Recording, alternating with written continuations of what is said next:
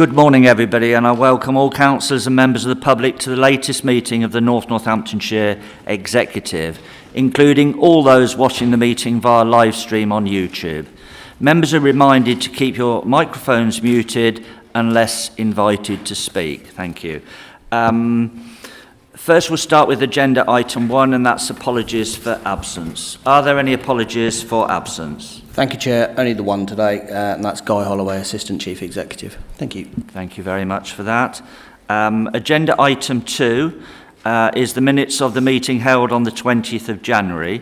The minutes of the meeting held on the 16th of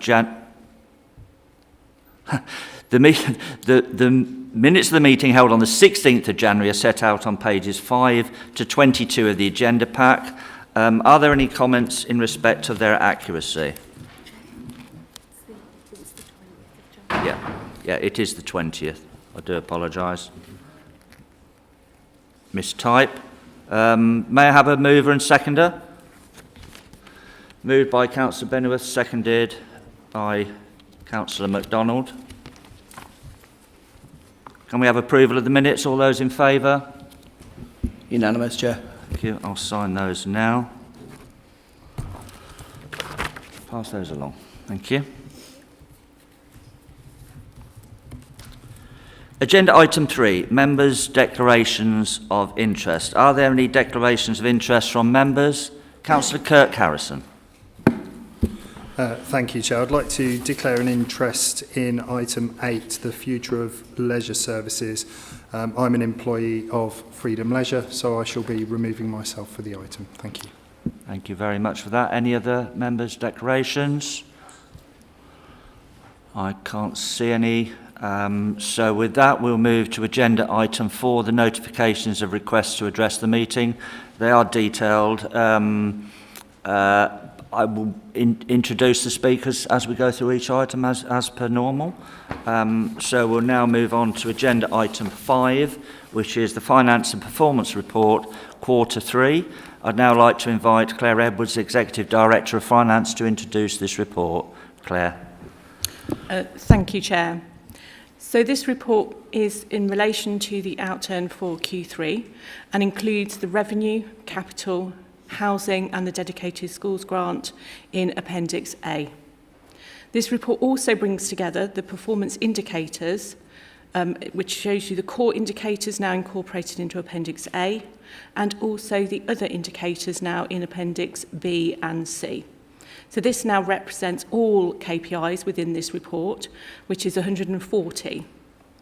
What we also show within this report is a steady position in Q3, in terms of an overspend of 15.4 million.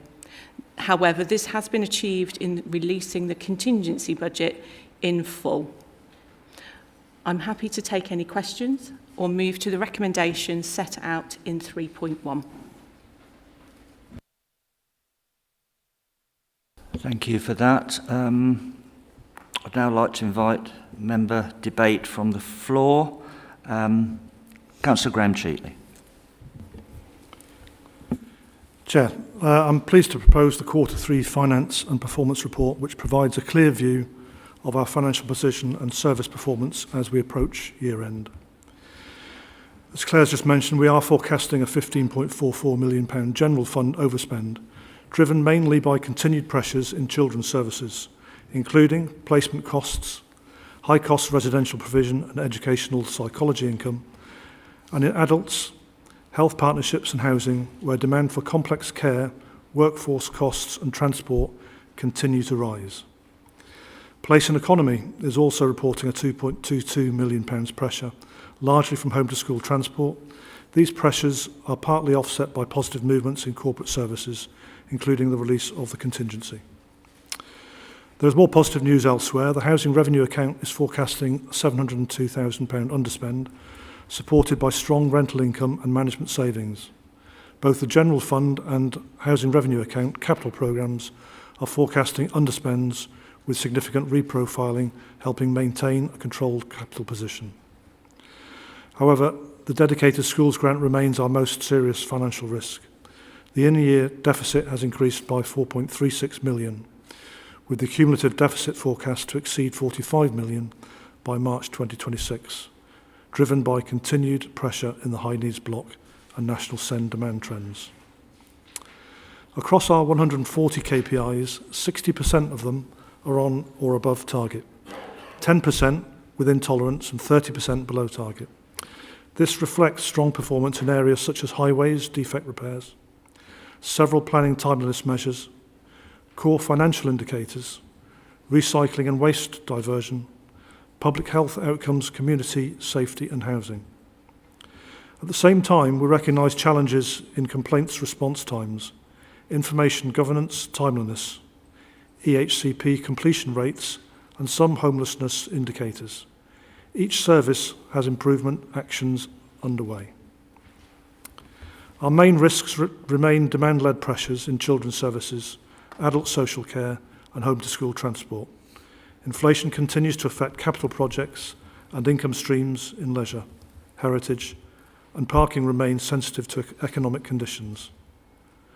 Mitigations include in-year efficiency measures, strengthened cost controls, recruitment and contract reviews, alternative savings proposals, focused work on SEND sufficiency, adult social care cost consistency panels, and prudent use of contingency and reserves. These actions are helping manage pressure while protecting essential services and maintaining resilience. Chair, despite a very challenging environment, this report shows that the Council is monitoring its position rigorously, responding early to emerging pressures and maintaining strong governance. Performance remains robust in many areas, with clear plans in place where improvement is needed. I'm satisfied that this report provides transparency and a sound basis for decision-making as we enter the final quarter. I support the recommendations and commend the report to the Executive. Thank you, Chair. Thank you very much for that. Any other members wish to speak on this item? Councillor Jan O'Hara. Thank you, Chair. I'm pleased to second this finance and performance report and note how we are mindful of our obligations to care for our communities, yet maintaining control of our finances despite increased financial pressures across a number of departments. On that point, I really do wish to thank all our officers for their diligence in dealing with these financial challenges without affecting our frontline services. Thanks, Chair. Thank you very much for that. Any other members wish to add anything? We have a mover and a seconder. The recommendations are set out on page 25 of the agenda pack. Please may I have a show of hands for those in favour. Unanimous, Chair. Thank you very much for that. And so we move to agenda item 6, which is the corporate parenting strategy. I would like to invite Councillor Simon Fairhall to address the meeting. Councillor Fairhall, you have a maximum of 3 minutes to make your statement. Thank you.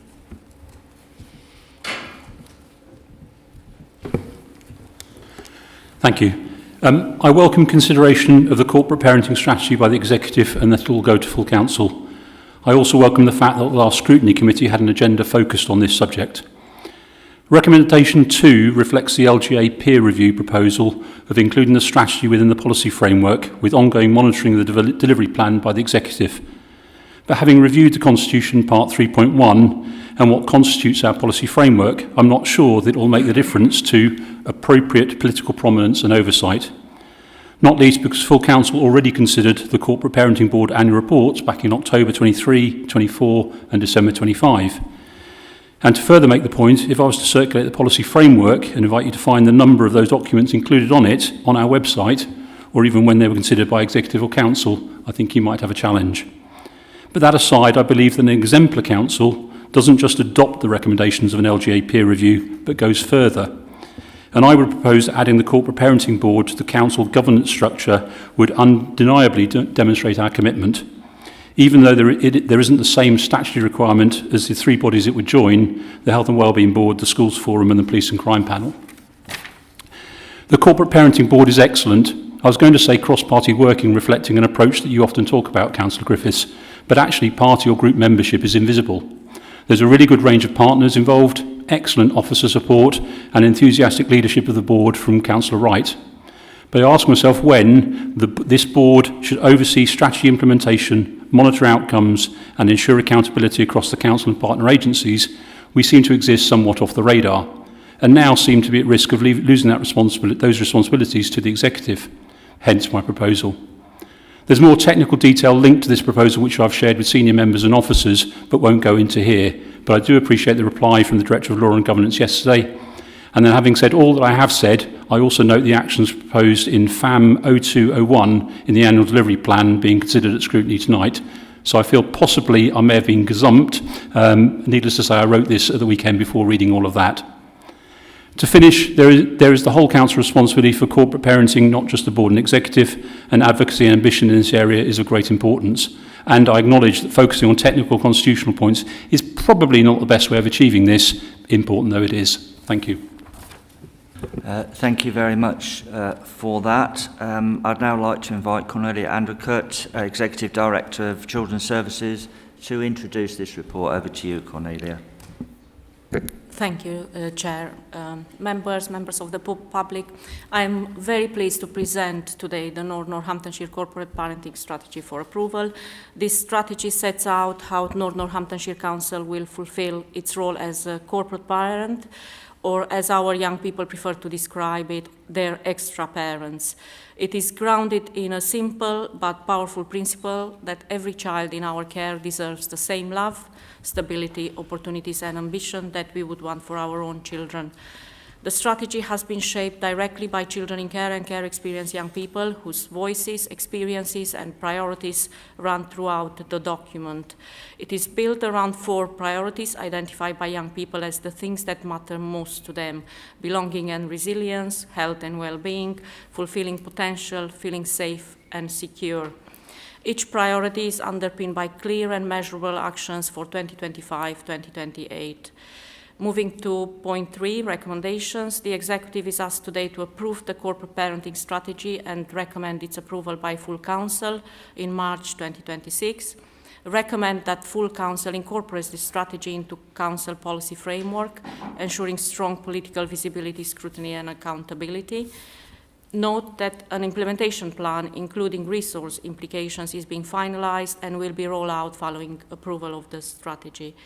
Approval of this strategy will enable the Council to fulfil its statutory corporate parenting duties within a consistent whole Council approach to corporate parenting, and a whole Council approach is essential if we are to deliver the outcomes for our young people, which they have told us they need and deserve.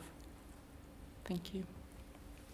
Thank you very much for that. I'd now like to invite member debate from the floor. Councillor Elizabeth Wright. Thank you, Chair. So I'm delighted today to be proposing the corporate parenting strategy for Northamptonshire for the period 25 to 28.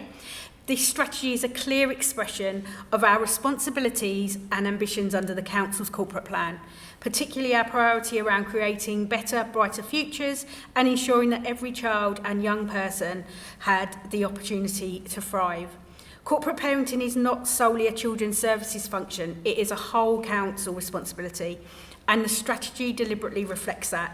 It sets out how every part of the organisation contributes to improving outcomes for children in our care and care experienced young people, whether through education, housing, health, employment or community support.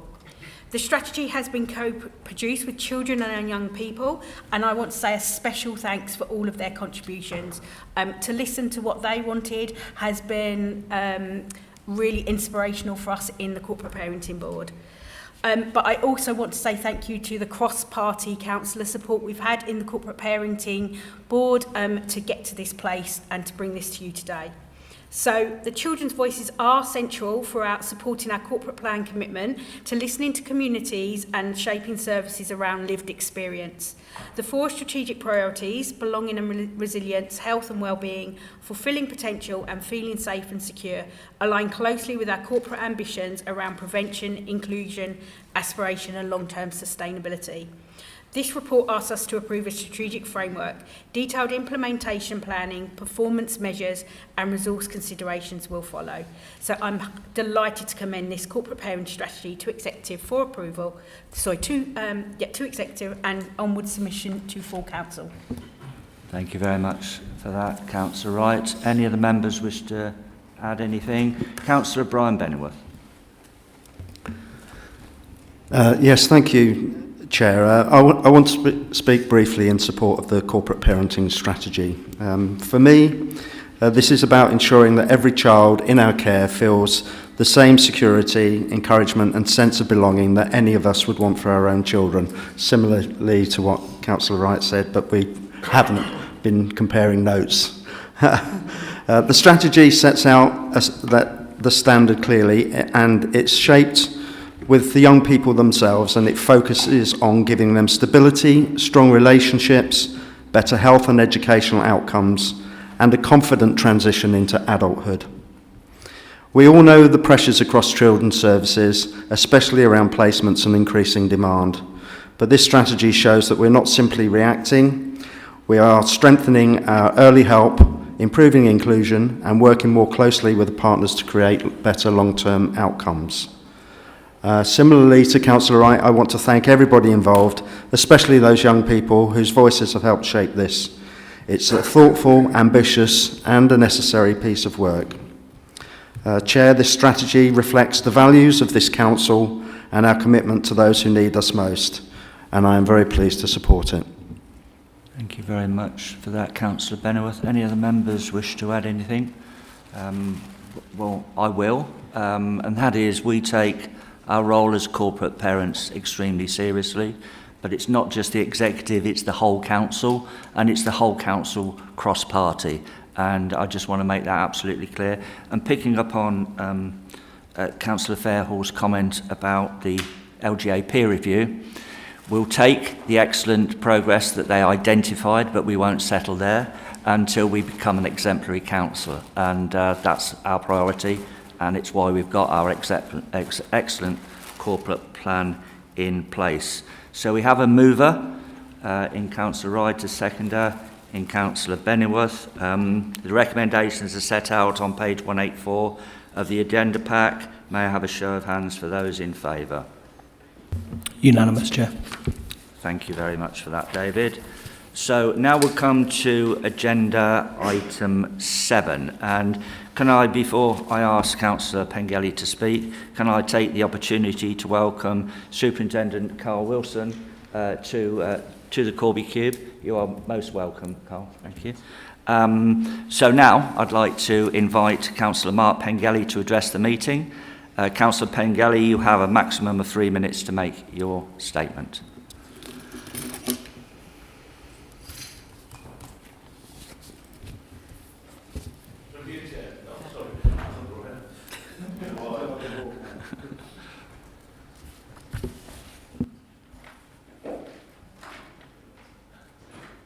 Is this on the leisure provision, yeah? Yes?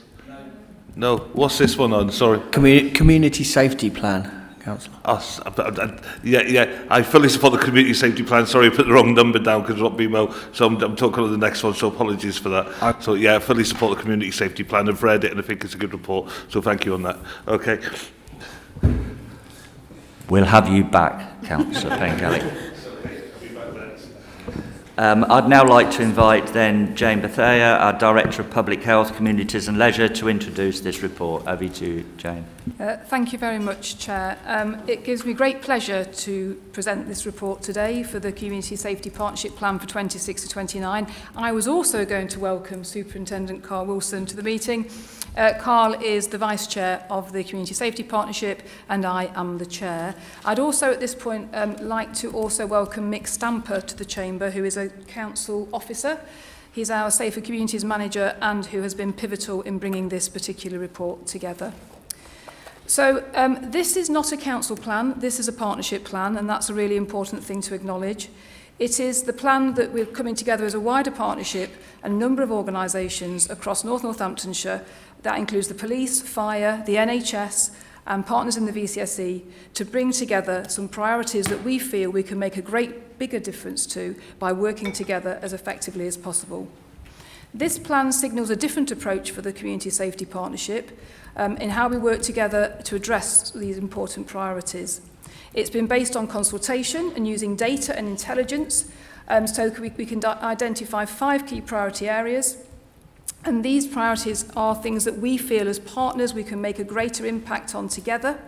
And these include the following. Preventing serious harm from violence, knife crime and exploitation. Protecting and supporting people from domestic sexual violence and exploitation. Protecting and supporting women and girls. Ensuring our communities are cohesive and stable, and making sure our neighbourhoods and towns are safer for everyone. I would also like to point out that we won't only be looking at these priorities. There will be other things that we'll look at as a partnership, but we want a very clear focus for our work going forward to 2029. This is an active plan with specific action plans beneath each of those priority areas. If we take priority 5 as an example, this is the priority around making our communities and towns safer. The CSP will work together to tackle the root causes of antisocial behaviour. This is a priority that has been identified through the data, through discussion with the residents, and with discussion with stakeholders, and also queries and issues that our residents bring up with a number of partners who are part of our partnership. We will look to reduce ASB and repeated ASB, increase the number of partnership problems that are solved jointly, and ensure that we work together in the best possible way to ensure that our residents get the outcomes that they want and need to feel part of their communities. As Chair, I'd like to thank the many partners that have contributed to the development of the plan and who have shown such a clear commitment to taking this important work forward and in setting the priorities for the partnership up to 2029. We will report our findings in our annual report every year to show how we're making progress and also to identify any changes we might need to make to that plan in terms of responding to local need. Thank you. Thank you very much for that, Jane. Can I just say thank you, and I think this is a really, really important piece of work here. When we carried out our resident satisfaction survey last year and the consultation on our new corporate plan, we heard how important it is to our residents that this council works with partners to tackle crime and antisocial behaviour, and that is exactly what this Community Safety Partnership Plan does. For us as a council, this plan is fundamental to delivering on one of our most important responsibilities, ensuring that Northamptonshire is a safe place for residents, businesses and visitors.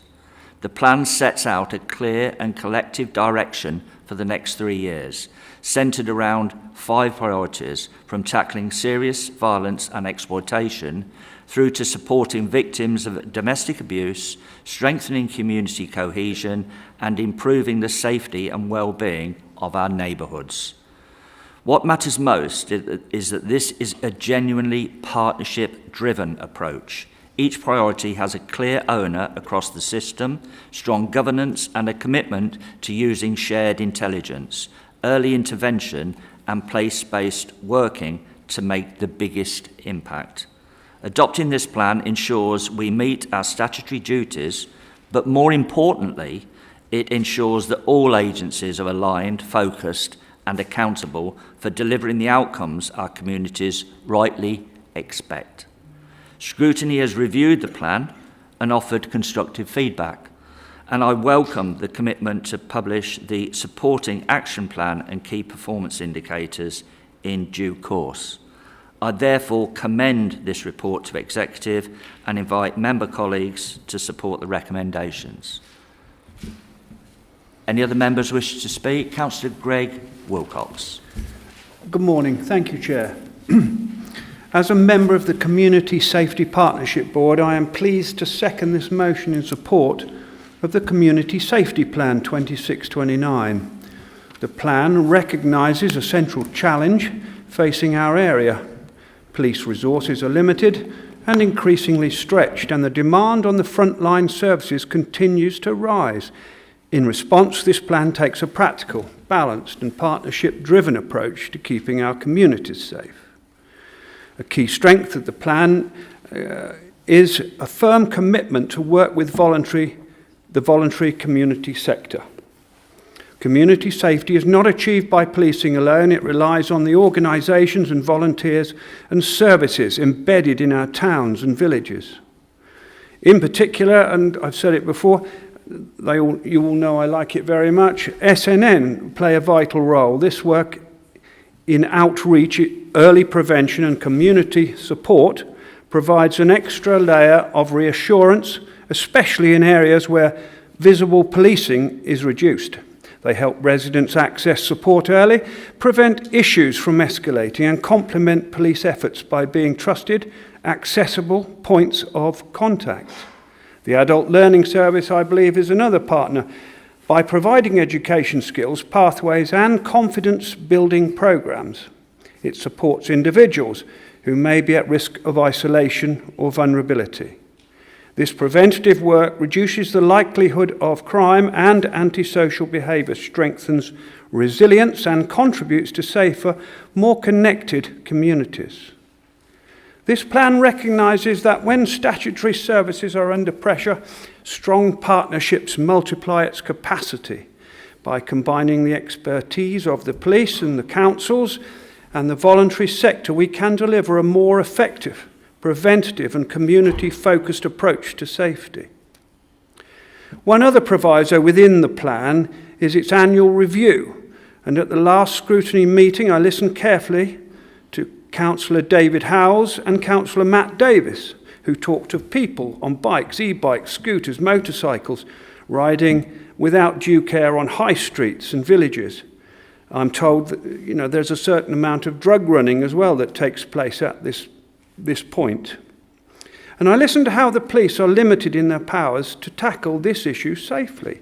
Here is where we are at a crossroads. Our country is failing economically and has no political will to put police on the ground with the proper powers to police. So for now, for me, this plan is our best hope. It combines all the partners to work together to address challenging issues, and we can review success and failure on a yearly basis. For these reasons, I am pleased to second the motion. Thank you. Thank you very much for that. Any other members wish to speak? Well, it has been proposed by myself, seconded by Councillor Wilcox. The recommendations are set out on page 205 of the agenda pack. May I have a show of hands for those in favour? Unanimous, Chair. Thank you very much for that, David. So we'll move now to yet another very important agenda item, and that is agenda item 8, the future options for the management of leisure services, phase 1. So I'd now like to invite Councillor Simon Fairhall to address the meeting. Councillor Fairhall, you have a maximum of 3 minutes to make your statement.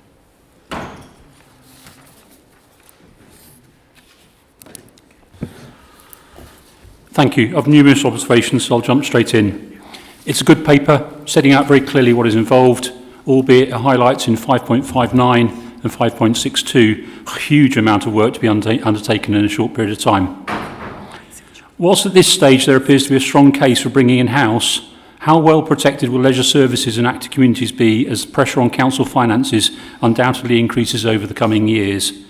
The Management Options Report includes it as an advantage, change service inputs to meet budgetary requirements.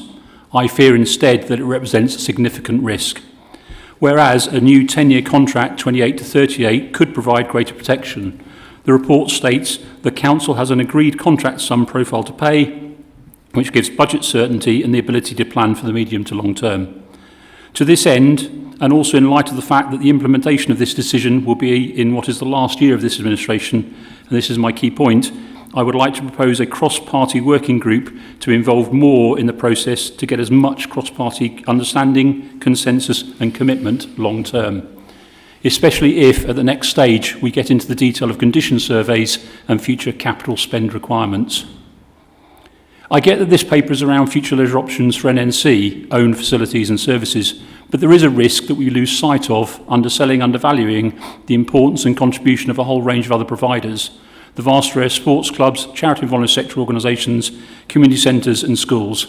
You'll guess where I'm coming from and my experience. I was pleased, though, that colleagues flagged this at Scrutiny Committee. In terms of asset transfer, I'm intrigued by the regularly stated concern about loss of control in the report, although I support the report's suggestion of not progressing with this option, perhaps though a future option for some of our facilities. But provision of cultural services, facilities and activities is not controlled, and the Cultural Master Plan made a specific point that it was not a council responsibility to lead. And I also note with interest that the options appraisal work being undertaken for Chester House is considering a new or existing charitable trust as 2 of 3 options. So why leisure needs control, but these other areas do not, is interesting. While support for community centres is now very limited, and one might equally ask why leisure services is in line for an up to £4 million worth of support, annual support, but direct support in financial terms for culture and community is negligible. Finally, the paper highlights adopting an active wellbeing service approach across all facilities and communities in Northamptonshire, but this will come at a higher cost than traditional, more transactional leisure facility operation. I believe that we're at the vanguard of the active wellbeing approach, and I say absolutely yes. Understand but embrace the additional cost because the potential return is so much greater, especially in terms of supporting statutory provision, such as public health responsibilities, and delivering against much of our corporate plan, rather than just the non-statutory provision of leisure. Thank you. Good timing there, that was excellent. Thank you very much for that. So now I'd like to invite Councillor Mark Pengelly to address the meeting. Mark, you have a maximum of 3 minutes to make your statement when you get there, with your iron brew. Other drinks are ready available. Yeah, I welcome this report. I think it's a breath of fresh air, and I just think there's a lot of work gone into it, and I'd like to thank the officers for this. And it's good that we've got John McGee in here today. I've not seen John for a little while, and John was chair of leisure in Corby, and we reviewed our leisure services several times and always found that in-house is the best. But we also have a bit of a hybrid system as well, because if you look at this building, below us is the core, and the core is a leisure facility, but we as councils can't run theatres, and it's absolutely brilliant. We've got the Derngate running that for us. So there are some times where you do hybrid things within leisure, but when you look at the leisure provisions that we're looking at, like health centres or whatever, it does so much for people, not only for the health, for the mental health, community partnership as well. It's such a good service that we have to look at going forward. I think the Max Associates plan piece of work was absolutely brilliant. I liked 5.34 where they say the asset management transfer should not be progressed. I think in-house is the best way. I don't agree with my colleague over there. I think it's a way that we've got to go forward. I'm just wondering about the next piece of work, though, Chair. 6.1 says that we're looking at sort of May, June time for this next piece of work to start. Then where do we go from there? Because this is really, really important, not only for the people that use the service, but for the staff as well. Because there's a lot of rumours going around. As soon as people see leisure and it's been reviewed, they think we're going to outsource it and get rid of it. And that's what's been on social media. It looks like you want to keep it in-house, which is absolutely brilliant. So it'd be good to get the public involved as well. It'd be good to get more out there to say exactly what we're doing, because there's a little bit of misunderstanding out there. And also I'd like to know what the next stages are. But thank you, and thank the officers for all they've done on this. Okay. Thank you very much for that. So I'd now like to invite Jane Bethea, Director of Public Health, Communities and Leisure, to introduce this report. Jane. Thank you, Chair, and I do have the expert in the room, so I'm going to refer to Kerry Purnell. Thank you, Chair. Thank you, Jane. So this report details the work undertaken so far to inform a decision about how the Council's active communities and leisure services across North Northamptonshire will be delivered for the future. The reports are being brought forward in 2 phases because this is a complex piece of work. So this is the first report, and the second will come forward in late spring, early summer of 2026, so that a decision can be made about the future options. That will not be the end of the work, as has been alluded to, and then there will be a whole programme of work to take us up to 2028, and we will obviously make sure that all relevant stakeholders, staff and members of the public are kept informed as to what the next steps will be. When North Northamptonshire Council was established in 2021, it inherited a mixed model of management of its leisure facilities, with Corby services operated in-house and the remaining facilities contracted to external leisure operators. The contracted services have different end dates between March 2027 and March 2028. This affords an opportunity for the Council to consider its vision for active community services and its leisure facilities moving forward, and to decide which management model is best to deliver that vision. In December 2024, the Council adopted an Active Communities Strategic Framework, and this sets out the strategic outcomes until 2029, and that is about delivering opportunities to enable people in Northamptonshire to live active lives. During the first few months of 2023, the Council procured an industry expert to undertake a detailed assessment and modelling of the current and future provision for playing pitches, indoor and outdoor leisure facilities, and to support the Council to produce an active community strategic framework, but also to support the Council to complete a management options appraisal for the Council-owned leisure facilities and for the active community service. The active community service is in-house delivery at present, and it delivers a range of physical activity and wellbeing programmes, initiatives and events across the area. Across the area. The methodology to develop the management options appraisal included a review of the national picture for leisure and active wellbeing, local demographic information, physical activity data, and a performance review of the services as they currently exist, using data from one financial year, 2023 to 24, and looked at financial data, customer feedback, and how the current services meet the strategic outcomes set out in the Active Community Strategy. Management options were set out covering advantages, disadvantages, risk, and indicative setup costs and implementation timescales. And all of those options were modelled against and evaluated against some agreed criteria, which included the delivery of those strategic outcomes, quality and customer satisfaction, council influence and control, risk and financial implications. The report sets out a number of key considerations about how future models should be delivered, to include flexibility across the council area, to be able to react to changing local needs, and to consider how leisure services can contribute to the wider council strategic priorities, not just about physical activity and well-being, but things like providing training and employment opportunities for young people and for those people furthest from the labour market, and about creating healthier workplaces and the role that leisure can have in supporting economic growth and the visitor economy.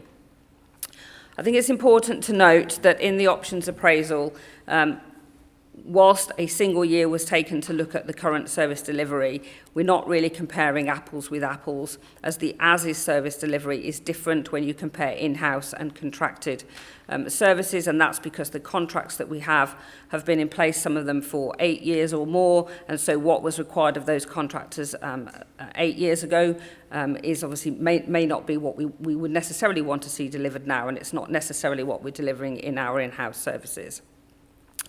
And the options appraisal, therefore, did look at levels of customer satisfaction and levels of performance as they currently stand. There are other things to consider in the future decision-making. The impact of changes to energy cost benchmarking, changes to VAT rules, and the impending Employment Rights Bill will all need to be considered in relation to the future costs for leisure services. And in addition, if the Council wishes to adopt an active wellbeing service across all facilities and for all communities in Northamptonshire, this will come at a higher cost than traditional, more transactional leisure facility operation. So the options appraisal considered 6 different management models, as I laid out in the report, and some of those, asset transfer, local authority trading company and charitable trust models, are not recommended to be progressed further at this stage, due to either set-up costs, feasibility, loss of council control, or procurement rules. So that basically leaves a number of options to continue to consider in the next phase of the work, and these include all services being bought in-house, a mixed model approach which would include the active communities and leisure management functions and the leisure capital programme remaining in-house, but all leisure centres and facilities being outsourced through a single external contractor, or a further mixed model approach, which could see those services as described being in-house, but then some of the leisure facilities being externally contracted and some being retained in-house or bought in-house. So it's proposed that further work is undertaken to establish a clear outcome-driven service specification for leisure and active communities for the next 10 years. And this is based on the Council's vision for these services moving forward. So the further work will define and cost 3 agreed operational models for leisure facilities moving forward. And when we look at the 3 models that are remaining to be considered, we're going to look at 3 levels of service. So what is a core offer? So offering the sort of minimum or baseline provision. What is a community plus offer? So an expanded programme for active health and inclusion. And what actually could be transformational? Because we think it's really important, given the complexity and the importance of this decision, that all information is laid out as comprehensively as possible. So a further report will be brought forward for a decision in the late spring of this year. The final thing to note is that the existing contracts with Freedom Leisure for East Northamptonshire end on the 31st of March 2027 and for Kettering on the 30th of September 2027. It is proposed to extend both of these contracts to the 31st of March 2028 to align with the proposed implementation date of the new model when it is agreed. This is because the implementation and mobilisation timelines for any of the new models will require at least 18 months.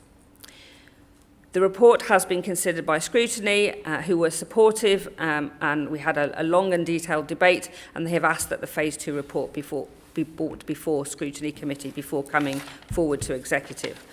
I want to thank Julie Cardwell, the Council's Head of Leisure, and her leisure management team for working with me to progress this really important programme of work, and without their support this would not have been brought forward in such a comprehensive and sensitive way. The recommendations are listed under paragraph 3.1 of the report. Thank you. And thank you for that very comprehensive introduction. So now I'd like to invite member debate from the floor. Councillor Brian Bennyworth. Thank you, Chair. Can I just start by thanking both Councillor Fairhall and Councillor Pengelly for the contributions today. I and always will listen and take account of the very wise counsel that they give. Chair, as portfolio holder for leisure, I want to begin by recognising the enormous value our staff, leisure centres and sports facilities, our wellbeing programmes and community activity spaces bring to the people of North Northamptonshire. They are not just buildings, they are places where families connect and where young people build confidence and where communities grow stronger and where healthier lifestyles begin. Our new corporate plan commits us to delivering active and fulfilled lives and creating safe and thriving communities for all of our residents. Leisure plays a vital role in achieving those priorities. Likewise, our Big 50 vision sets out an ambitious long-term aspiration to ensure that every community, urban, rural, and everything in between, have access to high-quality facilities, vibrant outdoor spaces, and opportunities to be active and engaged. However, Chair, as members will appreciate, we are operating in an increasingly challenging financial environment. Pressures across the public sector are well documented, and our own budget reports have highlighted rising costs, ageing infrastructure, and the need to ensure long-term stability in every service that we deliver. That is why today's report is so important. It asks us to take a clear, evidence-based look on how our leisure services are managed, how the model compares to best practice nationally, and what options might give us the best chance of delivering modern, fit-for-purpose services for decades to come.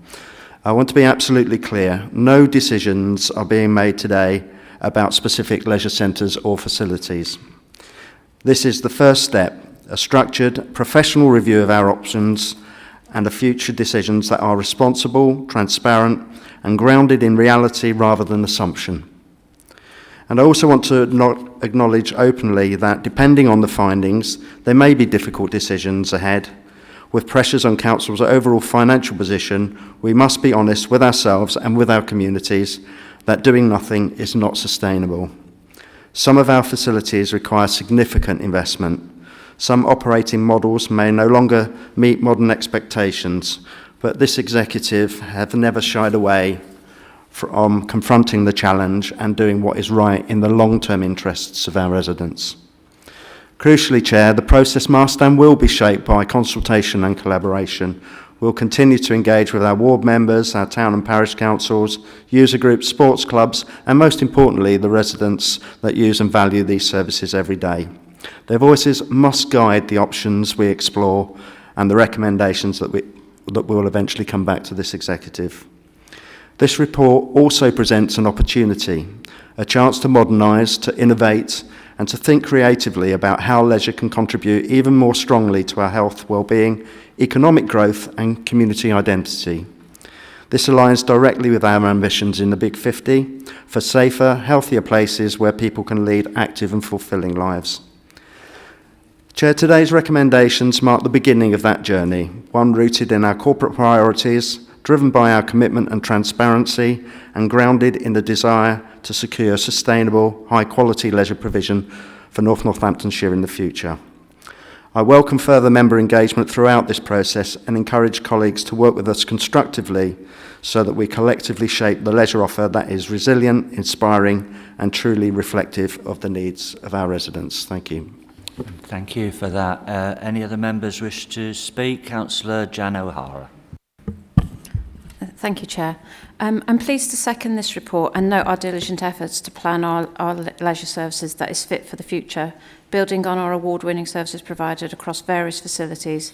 Prevention is better than cure, so looking after our facilities and how they are developed and how outward-looking we are is paramount to ensure we have the exemplary leisure services to engender good physical and mental health across all facilities run by our incredible officers. I am pleased this is an ongoing exploration of options which will best serve our communities, noting key considerations that allow us to be proactive in creating healthy working spaces and deliver a plethora of exemplary leisure services, adopting active wellbeing services and analysing a variety of options to be explored going forward to establish an exemplary vision for leisure facilities as we transform across all areas of NNC.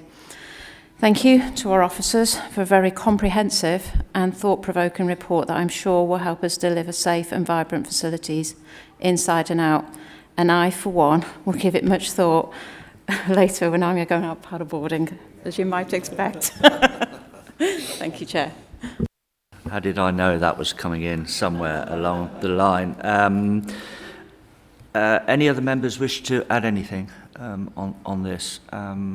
Well, you know what I'm going to do. I'm going to refer yet again to our corporate plan. And that is all about family, community and prosperity. And every single member in this chamber, elected member, supported our corporate plan. Indeed, the whole of the council, cross-party, supported this corporate plan. And it's our Bible, if you like. And it's about smarter, faster, fairer public services. So I commend the work that's been done on this so far, but there's a lot more to do. But I'm certainly looking forward to it, and I know you all are looking forward to that challenge. The report has been proposed and seconded. The recommendations are shown on page 238 and 239 of the agenda pack. May I have a show of hands for those in favour? That's unanimous from those in the room, Chair.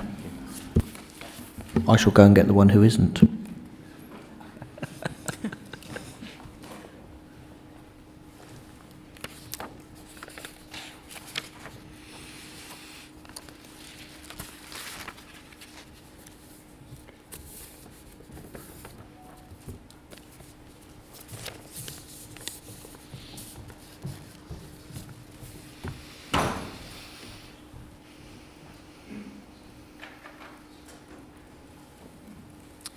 Thank you for that. So now we'll move on to agenda item 9. And the big ticket reports just keep on coming, don't they? Because this is the Pride in Place programme, which has obviously had a lot of interest locally.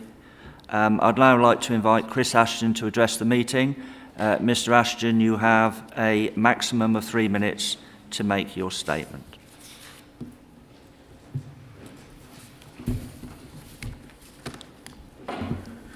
Good morning. As one of the town councillors that cover the Queensway area, I'm grateful for this Labour government for investing so heavily into the areas that really need it. I was glad to see multiple of my fellow town councillors, as well as Councillor Cavetta and the leader of the council, attend the session run by Jen Kitchen, the MP for Wellingborough and Rushden at Glamis Hall. I hope that the session helped show the leader of the council just how important Queensway is to the people that live there and how they all came together to find ways to improve the area. There is only one problem that I have found regarding this project, and that is the fact that Kiln Way and Minerva Way are usually considered part of Queensway and fit the description of left behind. So why have they been left out?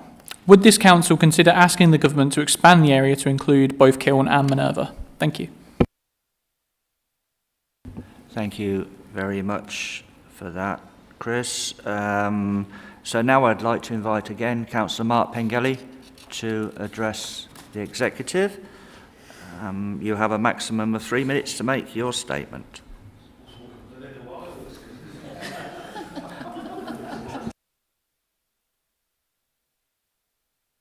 Yes, thank you, Chair, again. And this has to be good news for North Northamptonshire. And I think we have to thank the Labour government for investing £60 million into North Northamptonshire, which in these areas will be very, very valuable. And I think we've got to also thank, again, Councillor Zoe McGee, because the work Zoe did in the last council in highlighting these areas, and the 3 areas is where she did the work on the scrutiny report, and these are the 3 areas that have been identified by the government. So well done, Zoe, and also to the officers for working with the government and getting this through. It's really important this is done correctly, and in the Kingswood estate especially, we've seen so much money come into the area where it's been spent by people that weren't part of the Kingswood estate, and it looks like at this point in time it's going to be community involvement. We're going to have a local council who's going to be the chair, which is absolutely brilliant. I also think it's really, really important. So he's not going to be the chair, he's going to be part of the board. Sorry, the local council is going to be part of the board. But I think it's also important to get other councillors involved as well. While it's going to be run by the community, we as councillors are part of that community, and it's really important that we have a say as well. The report is very, very good, but in your press release you mentioned Exeter, and in the report it didn't mention the Exeter estate at all. So I just need a commitment, because the people of Exeter have been to some of the meetings on this, that will be part of this, because it is a left behind area that needs a lot of investment in it. So it's not in the report in any way. I've looked around it twice, so just like some sort of commitment on that.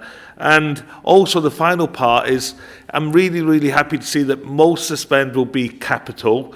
I think it's about 75% will be capital. The rest is revenue. Where will that revenue sit? And now will the council will be doing a lot of work on this, be compensated on this? Because as a council, we haven't got a lot of money. So will that revenue money sit with the council to, if the board say we want this done and this done, will that be given to the council to spend on that? Because if we don't get it, where will we find the money to spend on it? But all in all, this is absolutely brilliant news for North Northamptonshire, especially for Corby, Kingswood and the Exeter estate. Thank you.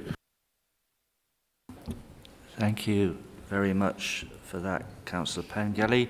I'd now like to invite David Watts, Executive Director for Adults, Health, Partnerships and Housing, to introduce this report. Over to you, David.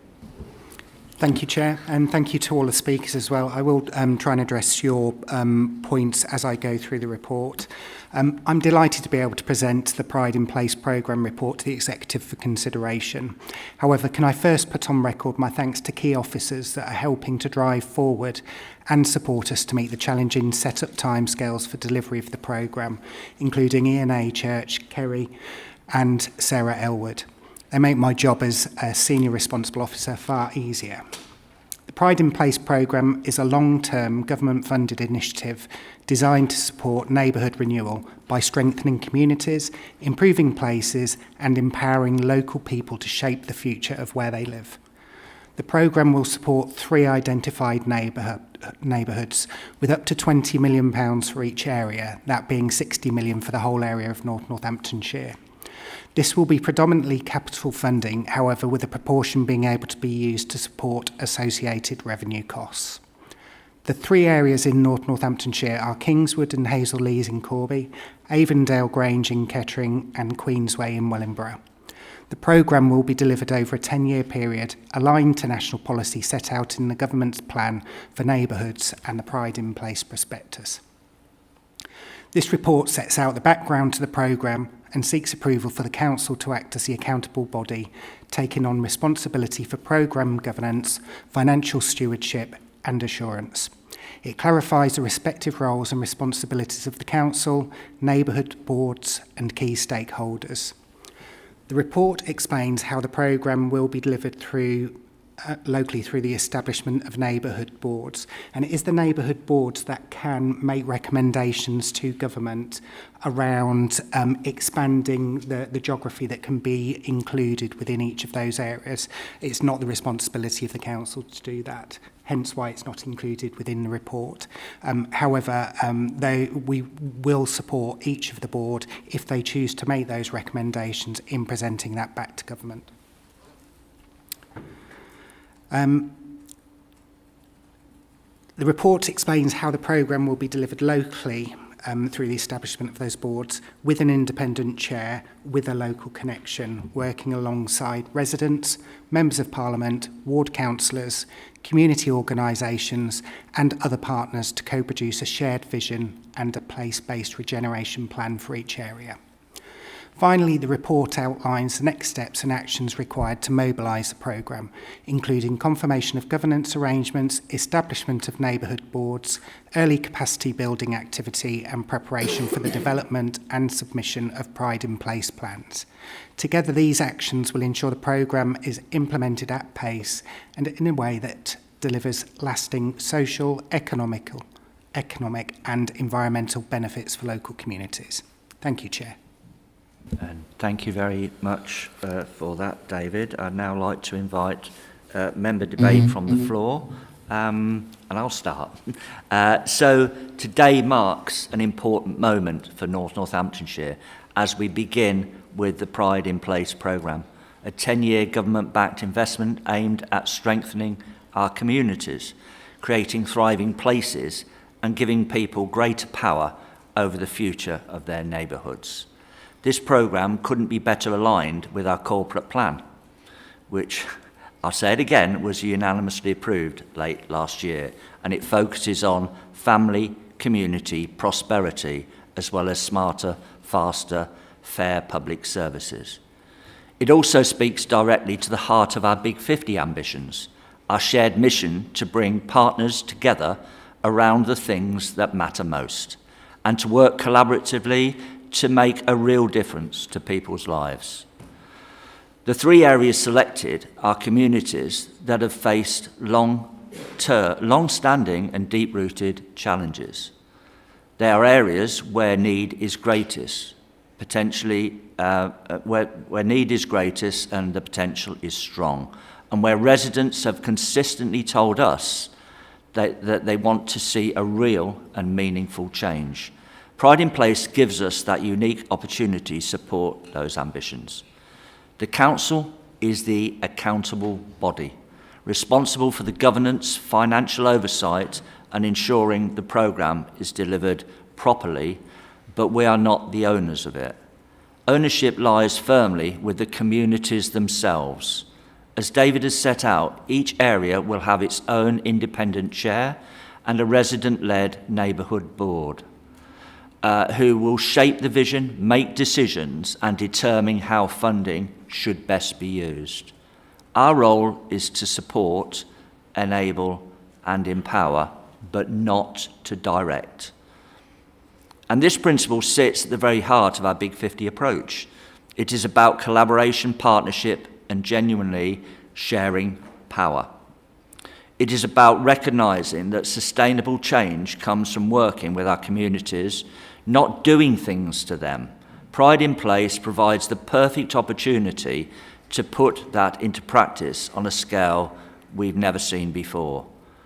We know that no single organisation can tackle the challenges in these areas alone, but by working together, councillors, MPs, public services, businesses and community organisations, we can harness the full capacity of our system to deliver best outcomes and real lasting change.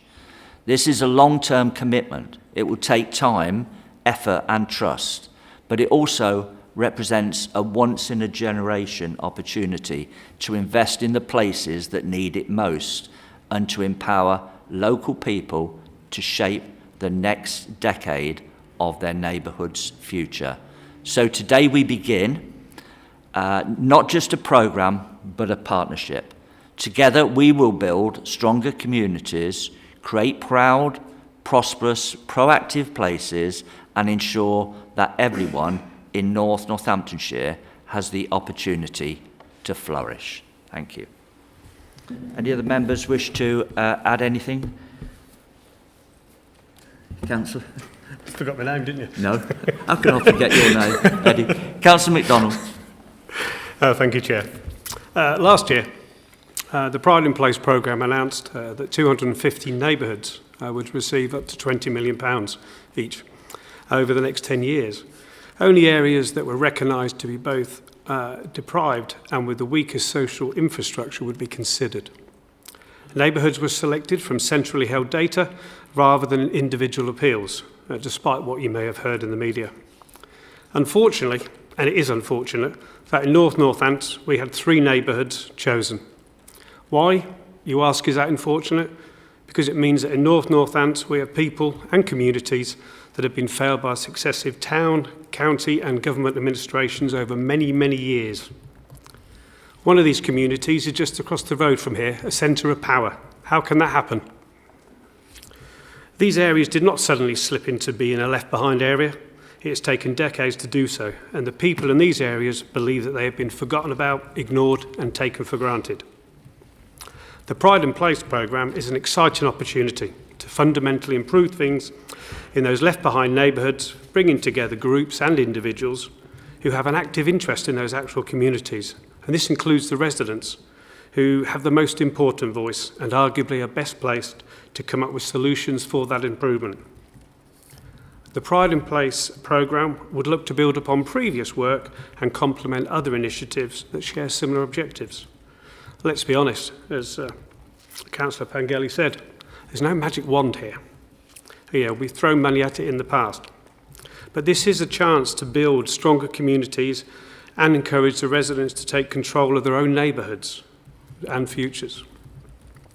Just throwing money at this isn't the answer, as all 3 areas have previously had additional funding and programmes without the hope for positive outcomes, or they wouldn't be applicable to this initiative. This programme has clear links to our corporate plan in the Big 50 and has the potential to work alongside existing projects to increase the funding in these 3 areas. The chairs and the boards have an opportunity to shape the future for those people if they think strategically. For example, improving the lives of the people who live there by identifying the causes of poverty and health inequalities and targeting those. Education is the only proven way out of poverty. This needs to be hammered home. Education needs to be improved, and education leads to improved employment opportunities, wider employment options and improved outcomes. Education also opens up the world to people, and knowledge is power. Improvements in overall health will reap similar benefits for people and society overall. This plan is about improving the lot of residents and those left behind areas, and I'm very pleased to second this item. Thank you very much for that. Any other members wish to speak? Councillor Cheatley. I wasn't specifically going to say anything because I've got too much other things to be saying later on, but being the ward councillor for Kingswood, I just wanted to say that this is an exciting time for Kingswood. When I attended the meeting that we had at Chester House there last week, you could feel the excitement in the room. 2 of the MPs turned up as well and gave a speech. And some of the work around the tables that we were sitting on is tremendous. There's an awful lot of good work that's already being done on Kingswood. So it's not a question of it's a question of doing more of that, if you like, and adding on to it. But already my emails are already adding up from residents who are just getting in touch with me. There was one from a 65-year-old chap a couple of days ago, and he said, I live on the estate. I've lived on it for, I think, 20-odd years. I own properties on the estate as well. How can I get involved? That is tremendous. So people really, really, biting on the bit to try and get involved. And that's what we need. And what I like about it is this is all about the residents. It's not about politicians getting involved. It's the residents that are making up those decisions. I see that we've put out an advert for the chair of the Kingswood board, so that's great. So hopefully we'll get somebody in place that can really push that. But exciting times. I'm really looking forward to working with all those on the Kingswood estate, and I'm sure the other councillors on the other nominated sites as well. So thank you. Cheers. Thank you very much for that, Graham. Any other members wish to speak? Well, I'll just do a little sum up, if I may, but also thank our brilliant officers for getting this off the ground and the hard work that they put in already. This is about cross-party working, something that I heralded from the very first days of this administration, and I really hope, and I've certainly had conversations with MPs about doing this cross-party, true cross-party, because it's about our residents, it's about our communities. The other thing is we can really learn good practice in those three areas to spread across Northamptonshire in other areas that have got challenges as well. I like Councillor Pengelly's suggestion that the government actually should reimburse our council and other councils. So perhaps he would like to take that one forward. But we've got a proposer, we've got a seconder, and the recommendations are set out on page 304 of the agenda pack. Please may I have a show of hands for those in favour. That is unanimous, Chair. And we're halfway through, I'm going to suggest that we take a 10-minute break, comfort break, and I'll see you back in 10 minutes. Thank you.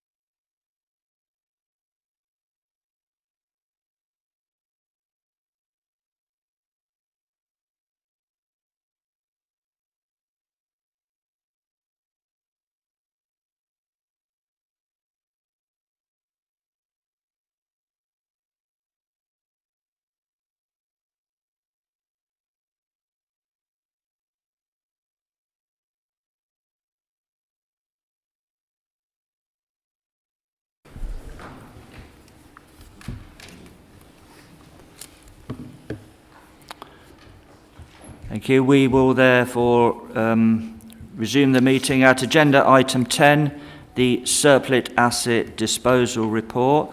I'd like to invite Councillor David Baker to address the meeting. Councillor Baker, you have a maximum of 3 minutes to make your statement. Thank you, Chair, and good morning, everybody, and thank you for the opportunity to speak today, in which I will do on the proposal to dispose of Jackson's Lane car park in Wellingborough.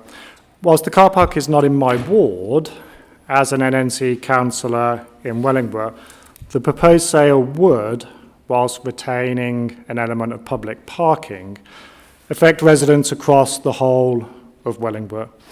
And many residents in my ward have approached me expressing serious concerns on the matter if the decision to sell goes ahead today. I'm not against the development of a town centre brownfield site if a proper process has been followed, proper consultation has taken place, there has been proper scrutiny, and a proper survey on usage data has been undertaken. None of that appears to have happened in this case. And this raises with me serious questions over the lack of transparency and makes me question what this council is afraid of by avoiding such an approach and avoiding consultation with residents, local businesses and community interests such as the WACA and URC. When I've made reference to a proper process in discussions to date on this matter, I've been told by officers that a legitimate process has been followed. A proper and a legitimate process, though, are two different things. It would be entirely proper to consult with all interested parties on this, and failing to do so, as is the case now, is, in my opinion, an affront to all local interests, and would show that words about listening to residents or responding to residents' needs are simply meaningless. You, as an executive, can be better than this, though, and the alternative and more appropriate approach would be to delay this decision today and engage in a proper process and proper consultation. And if you do so, you may still end up with the same approach and sell the car park in accordance with today's proposal. And in my view, that would be absolutely fine. But at least you would have engaged in a transparent process whereby there will have been proper consultation and genuine listening to residents and all other local interests. 20 seconds. I would therefore request that you postpone the decision today, engage in such a process without rushing this decision through on the back of such a flawed procedure. Thank you very much. Thank you very much for that. I'd now like to invite Chris Ashton to address the meeting. Mr. Ashton, you have a maximum of 3 minutes to make your statement.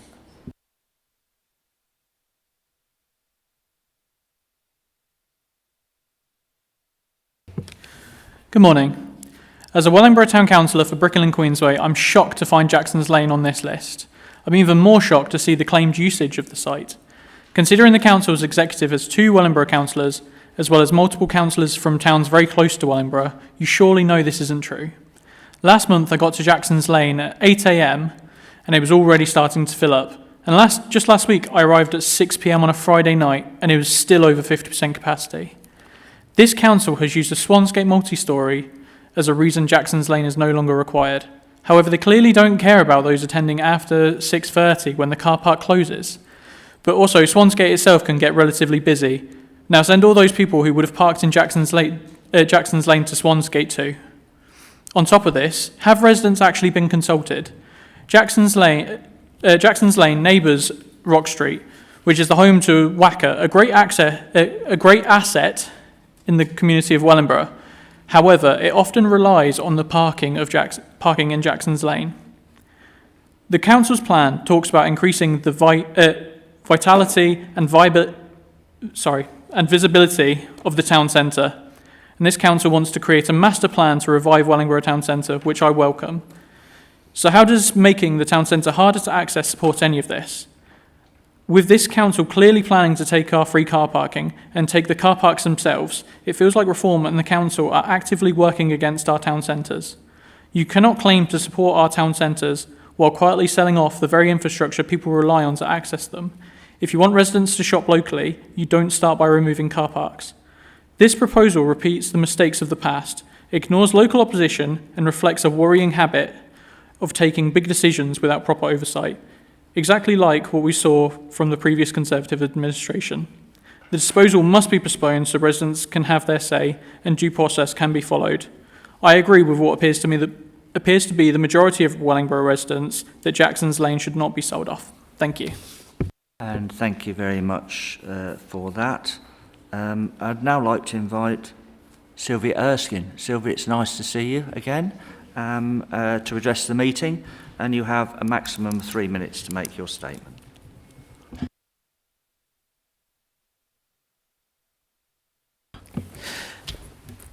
Good morning, good to be here. So I am here today to strongly oppose the proposal to see Jackson's Lane car park sold off through development. The issue has already caused a lot of concerns from the residents, and a petition has been started, and councillors and volunteers have been speaking directly to residents to make them aware of the situation. The response has been clear and consistent. Residents do not want to see this land sold to developers or removed from community use. I was also concerned to find in the NNC website a report that said residents should be assured that the sites identified have been through a rigorous process before reaching this stage, including looking at potential uses and speaking with local ward councillors. I must place on record that as a town councillor of Wellingborough, I have not been spoken to, nor any of my colleagues, about this position. So this raises really serious issues about the accuracy and the assurance and transparency of the process that is being followed. So Jackson's Lane car park is not a luxury, it's a vital community asset that supports residents, faith groups, community organisations, and the loss would have serious and lasting consequences. The car park is essential for the URC churches where they hold services with large funerals and weddings, and these are significant life events that people come together from across different towns even and beyond. Removing this car park would make access far more difficult and would place unnecessary strain on families and attendees at times of grief and celebration. And another substantial user of the car park is the Wellingborough African Caribbean Association, a long-standing community organisation whose parking provision is extremely limited. And when large community events take place in Jackson's Lane is the car park that is used. It's essential for those events, for accessibility and inclusion. So as a member of that association, I am acutely aware that without this car park, many events would simply not function. And let's not forget the major events like the Carnival, for instance, the Remembrance Sunday, where the car park plays a crucial role in managing attendance, accessibility and public safety. So our role as councillors is to protect public assets, promote accessibility and stand with our communities. Public land like Jackson Lane car park should serve the people of Wellingborough, not to be treated as a disposable asset for development. So I therefore just call on this council to publicly rule out... Thank you very much. Thank you very much. You've had 3 minutes. Thank you, Sylvia. So now I'd like to invite Marion Turner-Hawes to address the meeting. Marion, you have a maximum of 3 minutes to make your statement.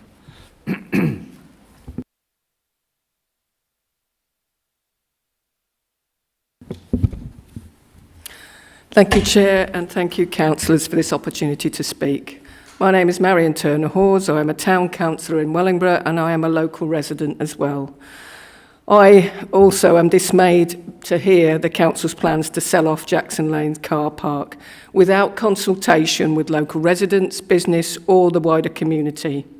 Last month at this meeting, I welcomed NNC's decision to finally prioritise regeneration in Wellingborough, expecting that our community would be supported to co-create a new plan for our town centre.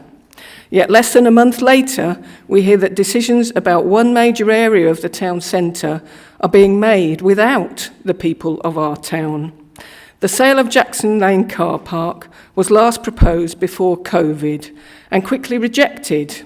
More than 200 people attended a meeting at URC Church to say no. The strength of feeling was clear then, and it's clear now. I am aware that NNC is reviewing its assets to identify those surplus to requirement, but this asset is not yours. These are our parks, facilities, community spaces and car parks. They are building blocks of our lives and our communities. You are the custodians of these, not their owners. They are not surplus to our requirements. We want to see them improved to help our community and our town centre. An enhanced Jackson Lane car park could help residents, support businesses, improve our town, support our nighttime economy and provide safe space for excess cars from neighbouring roads, making them safer and easier to use. Most people would support improvement to the area. Some would support park development. But selling off this car park leaves you, the council, with no control over what happens next. You might expect to oversee its development through the planning process. But given my experience of the ineffective planning enforcement, that seems unlikely. If the council wants to champion families and communities, you need to have emblazoned on your hearts, nothing about us without us. We ask you to stop this sale and enable the reimagining of this site in partnership with us, the people, the businesses and the communities of Wellingborough. Thank you. Thank you very much for that, Marion. I'd now like to invite George Kander, Executive Director for Place and Economy, to introduce the report and cover some of those points that were raised. Yeah, thank you, Chair. Good morning, everyone, and thank you for the comments that have been raised excuse me, this morning. A number of the points that have been raised are reflected in the report and specifically in the appendices, but I will just highlight those as well as I introduce this report. So in terms of purpose, this report, as you'll see, is considering surplus and underutilised assets which have been reviewed and considered by an internal officer working group, the Asset Management Review Group, as you'll see highlighted in the report. The assets, you'll note, are covered under individual appendices A to E, which I'll touch on a little later, for disposal in accordance with an already agreed council asset disposal policy. By way of background to that internal officer group, they meet regularly. They're attended by officers from across all of the different areas of the council, and any site that potentially is surplus to requirement are reviewed by that officer group to give those officers an opportunity to consider whether those assets could be utilised for their own needs or in partnership with others. And only after that process has been undertaken do we move to the next stage around potential disposal. So the assets that are highlighted in Appendix A to E are recommended for, are declared surplus by the group, by the officer group, as no alternative use can be identified or they're not actually financially viable going forward.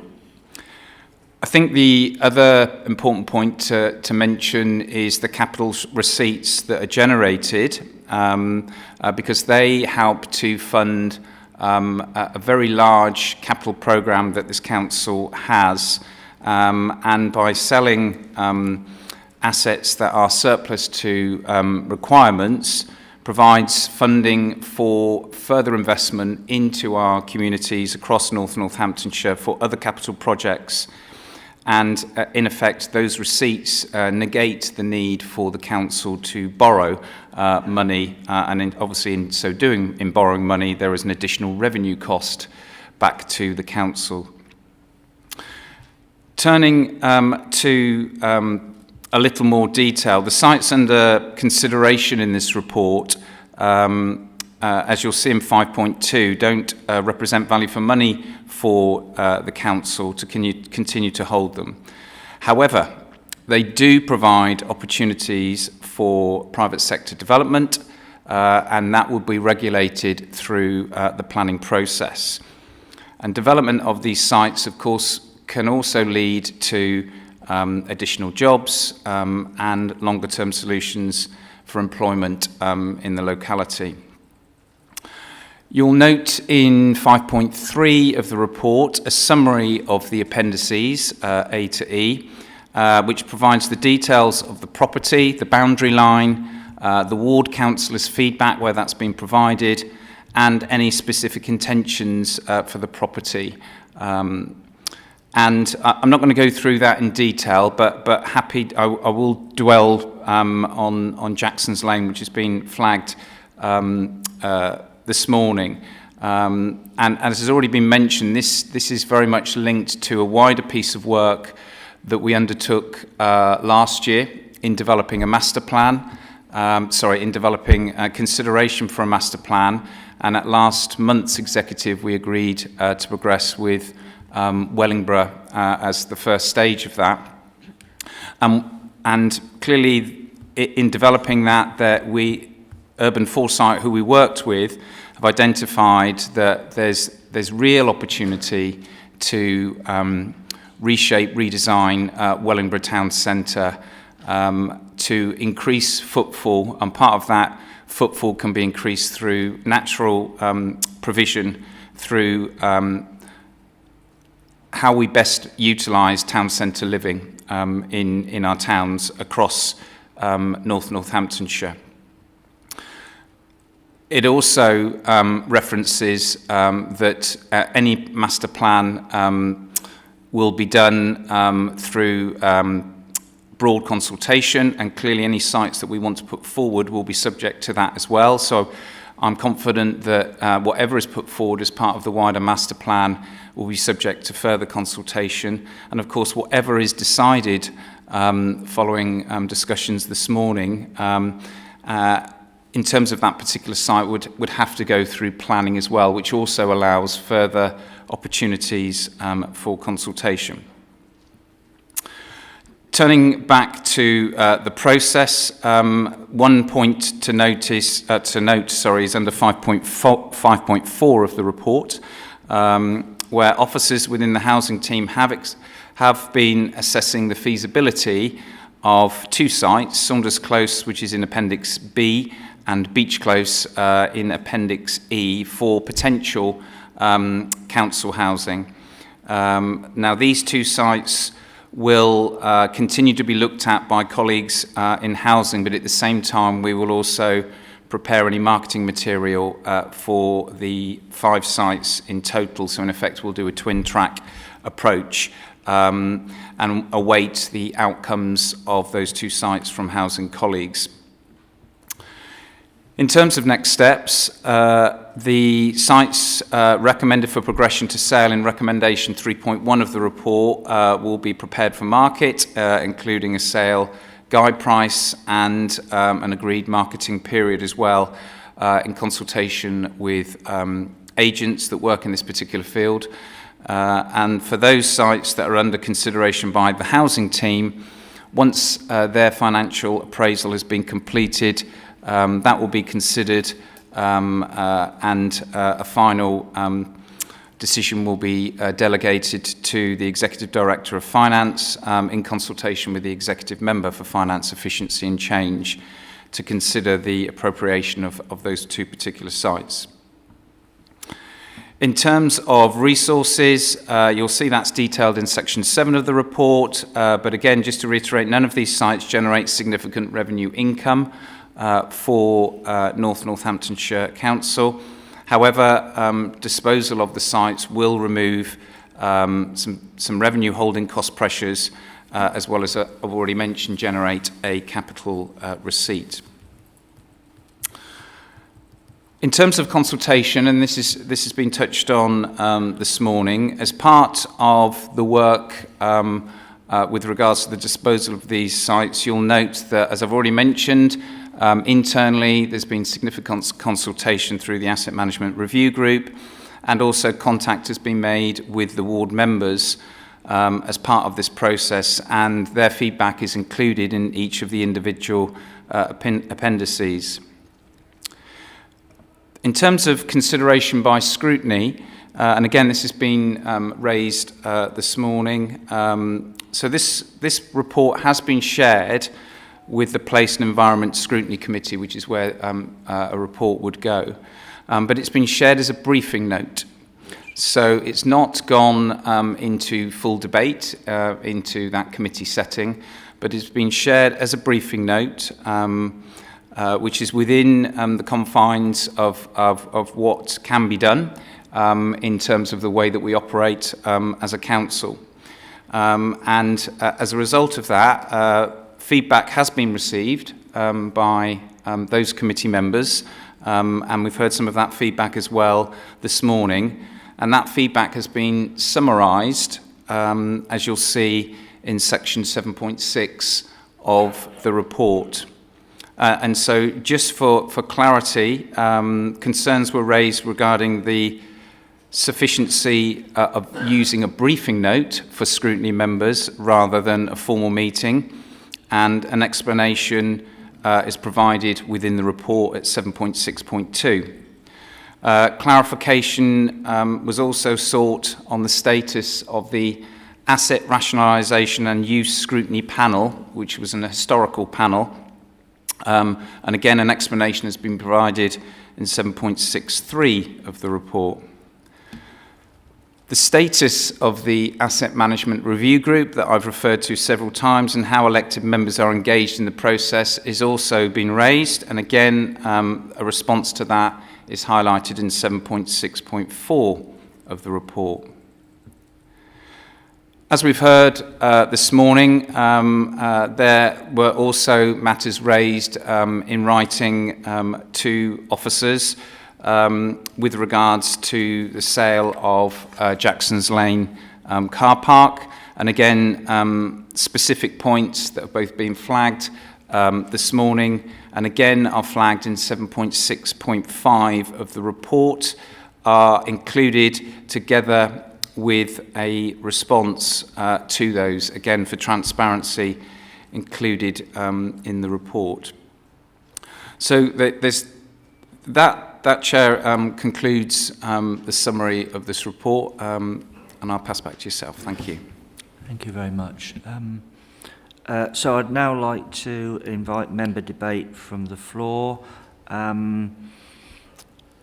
Members to speak. Councillor Ken Harrington. And thank you, Chair. What we need to be aware of is that we have sites needing to be disposed of that are not being used, and therefore are tying up valuable monies that can be better used elsewhere.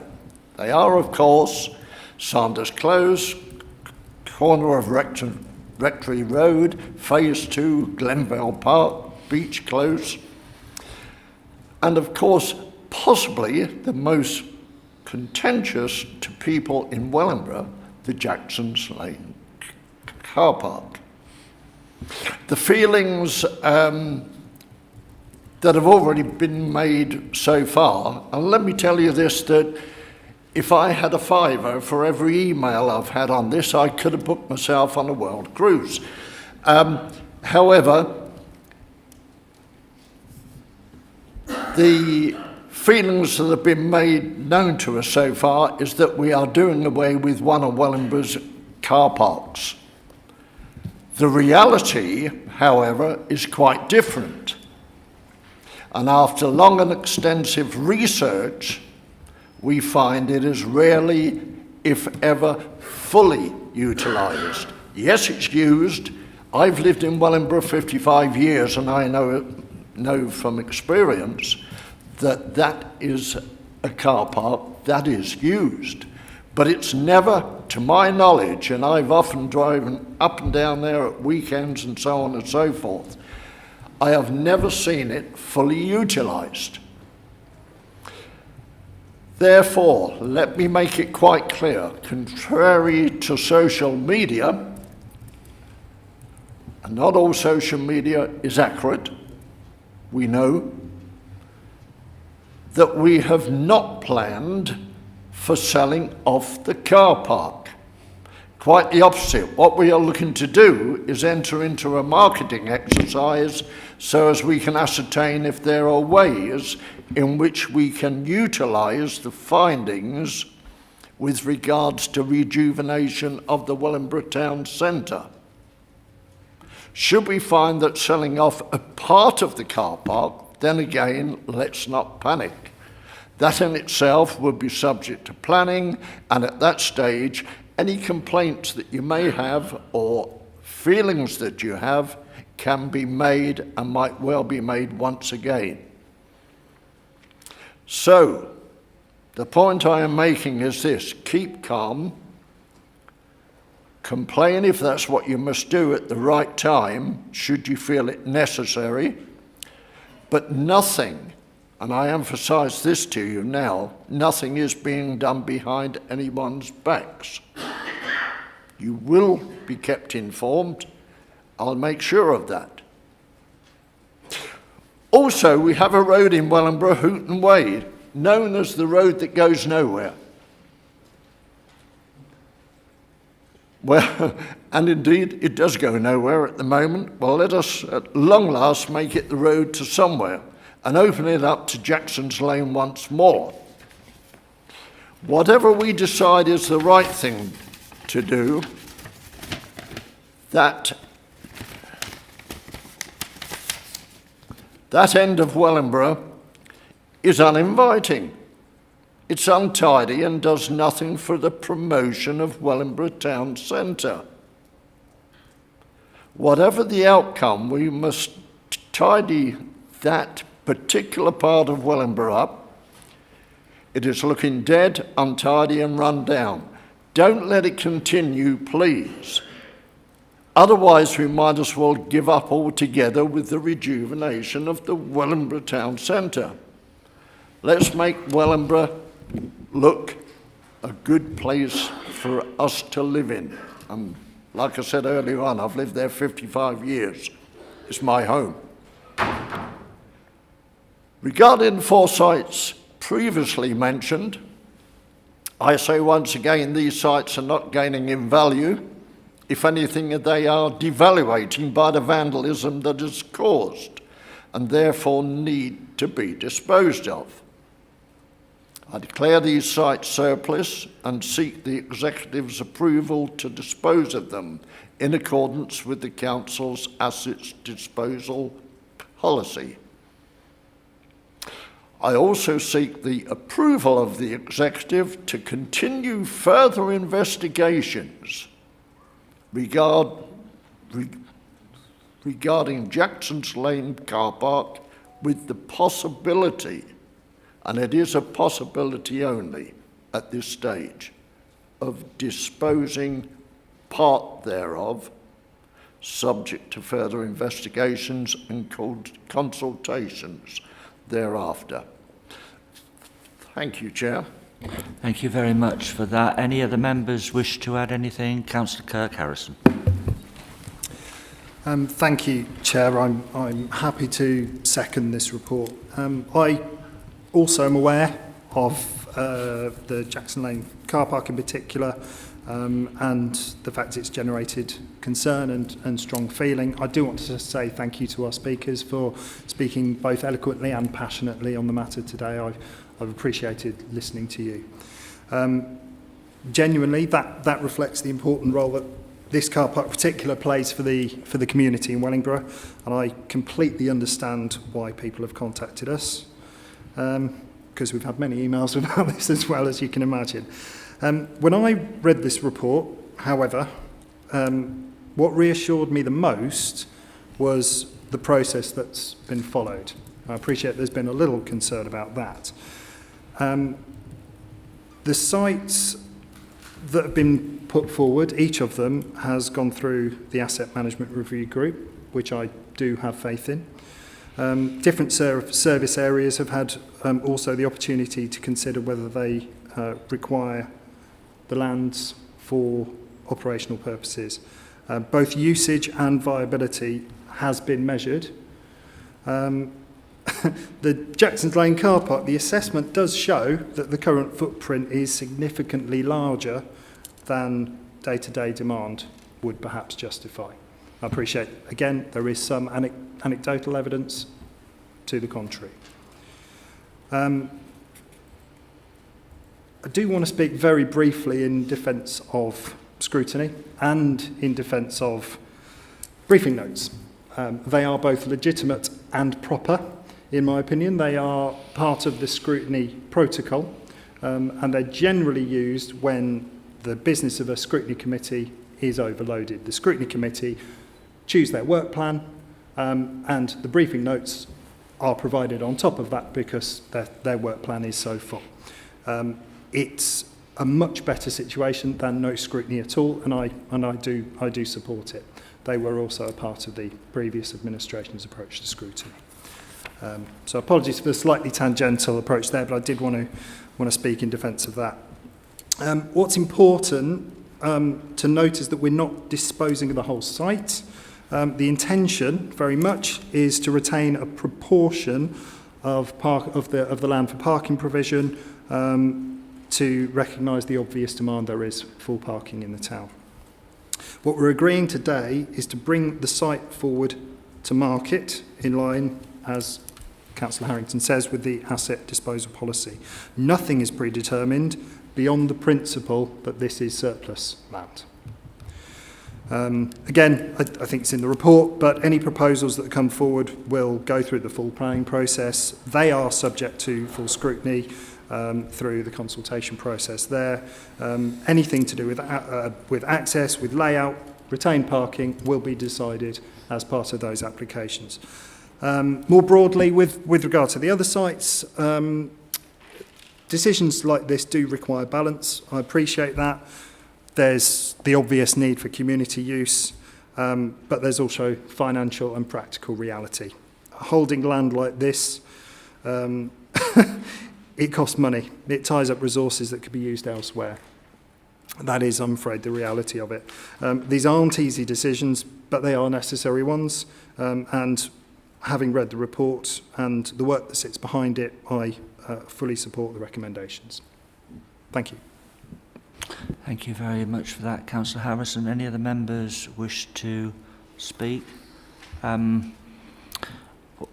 it won't surprise you that I will. Can I make it absolutely clear there are no plans to close the car park element of Jackson's Lane ahead of any marketing exercise that we carry out on the whole site. The whole site is 6.26 acres, and not all of that 6.26 acres is taken up with car parking. The regeneration work done by Urban Foresight recognised that this is a key location for the regeneration of Wellingborough. The asset management review that was carried out, and it's carried out regularly on all of our assets, we ended up with the retention of Swanspool House, which is now being occupied by members of staff of this council, and we are going to bring Corland Hall and Abbey back into use for office accommodation. Everybody has written to me on this subject, has had a personal reply, and I'll do my best to continue for that to be the case. Most of them share our ambition and our desire to improve Wellingborough as a town centre, as part of our plans, as a destination for people to safely shop and safely visit and enjoy a vibrant town with a nighttime economy. Nothing has been done behind anybody's back. This is an open and transparent process. This is probably stage 1 or 2, perhaps, of probably a 10-stage process, and we will fully communicate those stages as we go forward. In a nutshell, let's see what comes forward from the marketing exercise for this site. The report isn't just about Jackson's Lane. Obviously, it includes the sale of a big chunk of land on what was previously known as Wellingborough North, which will, or potentially could bring in much needed income to this council. So with that, the recommendations are set out on page 322 and 323 of the agenda pack. They've been moved and seconded. May I have a show of hands for those in favour? Unanimous, Chair. Thank you very much for that. And thank you everybody who came along today to speak. It's much appreciated. Thank you.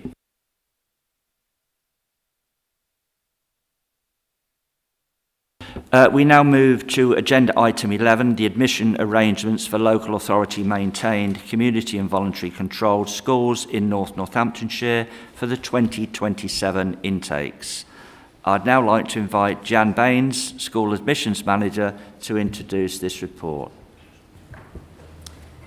Thank you very much. Good morning, everyone. Each year, admission authorities are required to determine, that is, formally agree, the admission arrangements for their schools for the following year, even if there have been no changes to those admission arrangements. As Northamptonshire Council is the admission authority for all community and voluntary controlled schools within the authority, it rests with the executive to determine the admission arrangements for these schools by 28th of February every year. Now, there are 21 community and voluntary controlled schools for which the Council is the admission authority. And the report contains details of the admission arrangements for those schools and details of the coordinated schemes which we also have to have in place. Now, you might be thinking, what are the coordinated schemes? And so I should tell you very quickly that coordination is the process by which children start school for the first time. So this applies to arrangements for reception in infant and primary schools, for Year 3 in junior schools, and for Year 7 in secondary schools. And it is, you'll see in the pack a timeline of events which we follow, and by following it, we end up on National Offer Day with a single offer for each child for the schools they've applied for. Alongside that, we are seeking confirmation of the relevant area this year. This is something that has to be done every 2 years. It has to be reviewed and agreed every 2 years. And the relevant area is the area within which, for that school, they must consult all other prescribed schools on their admission arrangements. Now, this year, we had a consultation because we proposed a change to the admission arrangements, a single change, to the way waiting lists will operate. And I would like to point out that this happened between 10th of November and the 31st of December this year. Following that, we had only one response. The response actually agreed with the change to the waiting list proposal, but actually brought up concerns and objections about our admission arrangements in general in terms of nearest school being used. If we can't offer a place for someone at a preference school, we have to offer one at the nearest school. That was objected to, as well as concerns about transport implications for children. So obviously we have to take into account any responses to the consultation. The use of nearest school is a common one. It's used up and down the country in all local authorities and by admission authorities. And the code, the school admissions code, which binds us, is also very clear, where it says if local authority is unable to offer a place at one of the parents' preferred schools, it must, if there are places available, offer a place at another school. Now, like everybody else, we don't choose a school 10 miles away if we can avoid it. We choose it at the nearest suitable school in the hope that parents will be able to get them there. So we have addressed that. The transport issues has been responded to by the transport team. I think there was a slight misunderstanding from the responder because the council transport policy ensures that assistance with transport is provided to the nearest suitable school which has places available. So that's clarification of that. So at the end of all that, the changes we propose to the waiting list are that currently we now have a new system of operation called Synergy, and it has enabled us to change how we do it to the benefit of parents and ourselves in terms of admin. So now if a child is refused a place at a school, the child's name goes onto the waiting list automatically. Previously, we closed down the waiting list before the Christmas holidays, and we opened it up again at the start of the following term. Now, this obviously meant that sometimes if someone had forgotten to ask to go back onto the waiting list, they might not get a place that would have become available because they weren't on the waiting list. So very simply, it now will run to the end of the school year. And I must point out that I have spotted, despite having read this 53 times, I have spotted an inconsistency which I would like to rectify. The change is that the child will remain on the waiting list until the end of the school year. So that means end of July. In two places, 7.6.1 and 7.6.2, it says to the end of the academic year. That's not quite right because we need August to get ready for September and the start of the new year. So, in summary then,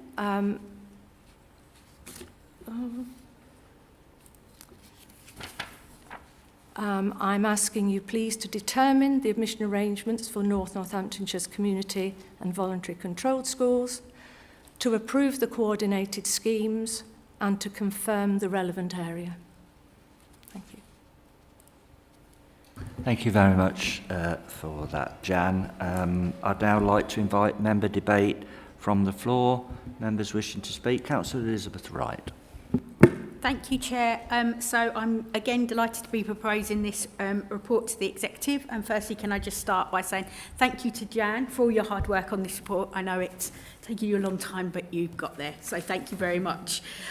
So as Jan said, this relates to the determination of school admission arrangements for community and voluntary controlled schools for the 27-28 academic year. This is a statutory decision and supports delivery of our corporate plan priority around strong foundations for children and young people, ensuring fair access to education and clarity for families. The arrangements before us are fully compliant with the school admissions code and provide a clear, transparent framework for allocating school places. And as Jan said, updates to waiting list management, simplify processes for families while maintaining fairness. Consultation has been undertaken in line with statutory requirements, and as Jan said, we did receive one response which raised wider issues around the interaction between admissions, school place planning and transport policy. These are important broader system pressures, but they do not affect the legality or appropriateness of the arrangements before us today. So the approval provides certainty for parents, schools and the local authority within required timescales. So I therefore recommend that Executive approve the school's admission arrangements as set out in the report. Thank you. Thank you very much for that, Elizabeth. Councillor Jan O'Hara. Thank you, Chair. Chair, colleagues, I'm very pleased to second this report. Admissions may not sound glamorous. It's not a ribbon-cutting moment. It's not a shiny new building, but it is absolutely fundamental to how we deliver for families across Northamptonshire. Behind every school place is a child. Behind every application is a family trying to plan their future. And what they need from us is clarity, fairness and certainty. That is exactly what this determination provides. From a place and economy perspective, I see this through a slightly different lens. School places are infrastructure. They are as important as roads, housing and employment land. If we want thriving communities, if we want sustainable growth, then we must have a robust and transparent system for allocating school places, which I think is what Jan's going to supply. The arrangements before us are legally sound, compliant with the admissions code and operationally clear. They modernise waiting list processes, improve consistency and give families certainty within the statutory timescale, and that is so very, very important. And let me say this plainly, it matters. It all matters. Because when councils get admissions wrong, confidence drops quickly, and when confidence drops, it's families who feel the consequences. We will try our best to get things right. This report does the opposite. It provides assurance. It demonstrates that even under pressure, this council runs its services properly. Yes, there are wider issues around growth, infrastructure and transport. Of course there are. We're a growing area. That is not a surprise. Those are strategic issues we continue to manage across portfolios. They don't detract from the fact that the admissions framework itself is robust and ready to be determined. What I particularly welcome is the practical improvements around waiting lists. It is small in description, but meaningful in effect. Anything that simplifies life for parents and reduces unnecessary bureaucracy is something I will always, always support. This is about steady, competent governance. It's about doing the basics well, and boy do we do it well. And sometimes in local government, doing the basics well is the most important thing of all. I'm therefore very pleased to second the recommendations. Thank you to our officers for all the work you're doing on this. Thank you, Chair.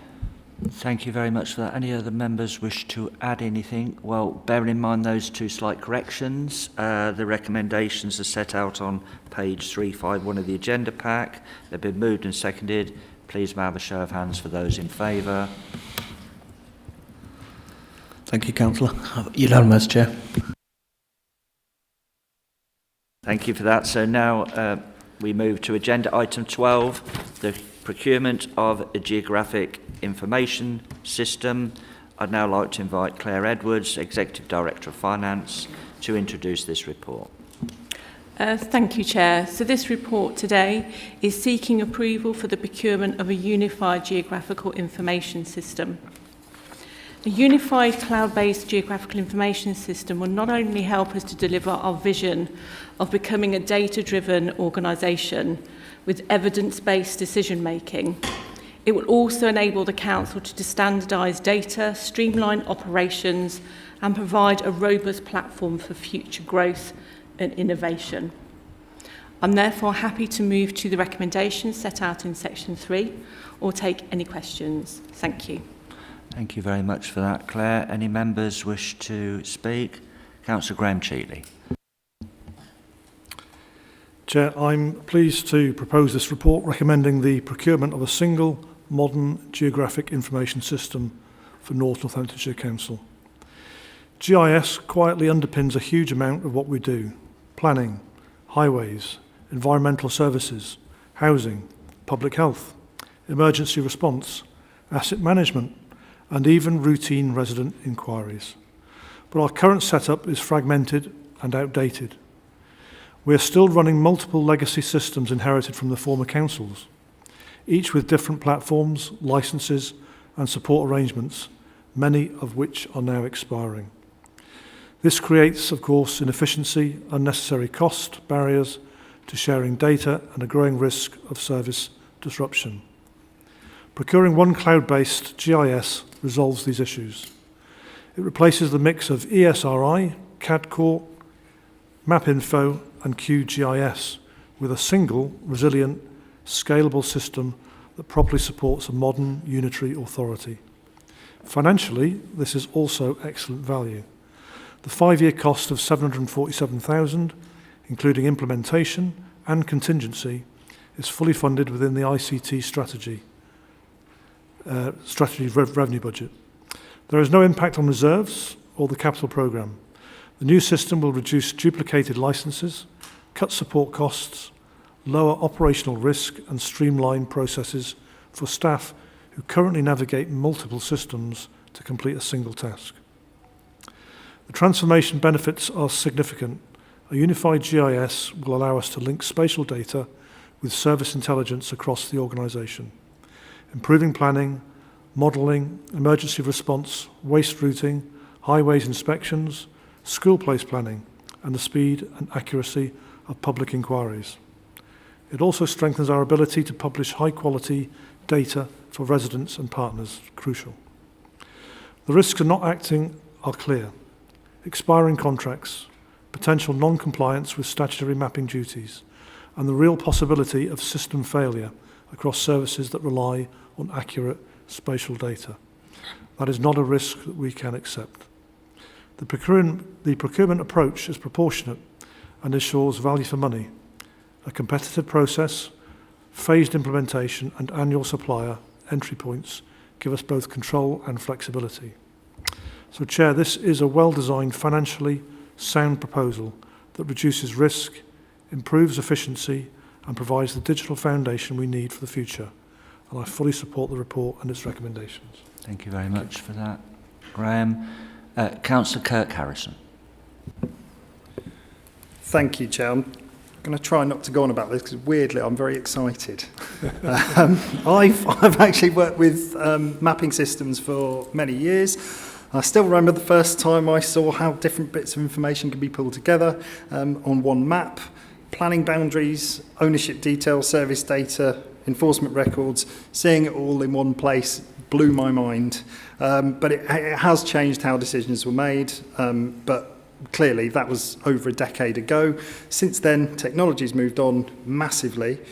Systems even can now update in real time, link directly with other databases, and be accessed from anywhere. I think systems can connect with case management, performance data, service demand in a way that just simply wasn't possible that time ago. The report's quite clear that it's running multiple platforms across different service areas is risking duplication and inefficiencies. What this proposal does is bring all those systems together. You've got one unified cloud-based platform merging what we have into something new and shiny. Hopefully will be fit for the future. In regulatory services, our teams rely on mapping regularly. Hopefully this new system will make a real difference to how they can work more effectively. Ultimately, the system should be able to improve the quality of our service provision right across the council, and I'm happy to support it. Thank you. Thank you very much. Any other members wish to add anything? This was never going to make the headlines, was it, this particular item? But it is an important piece of work. So the recommendations are set out on page 4 and 6 of the agenda pack. They've been moved and seconded. Please may I have a show of hands for those in favour. Councillor Wright. That is now unanimous, Chair. Thank you ever so much for that. So now we come to agenda item 13, which is the apprenticeship training purchasing. I'd like to invite Adele Wiley, Chief Executive, to introduce this report. It's actually Marie Devlin-Hogg. I did wonder as I saw Marie. So over to you, Marie. You're most welcome.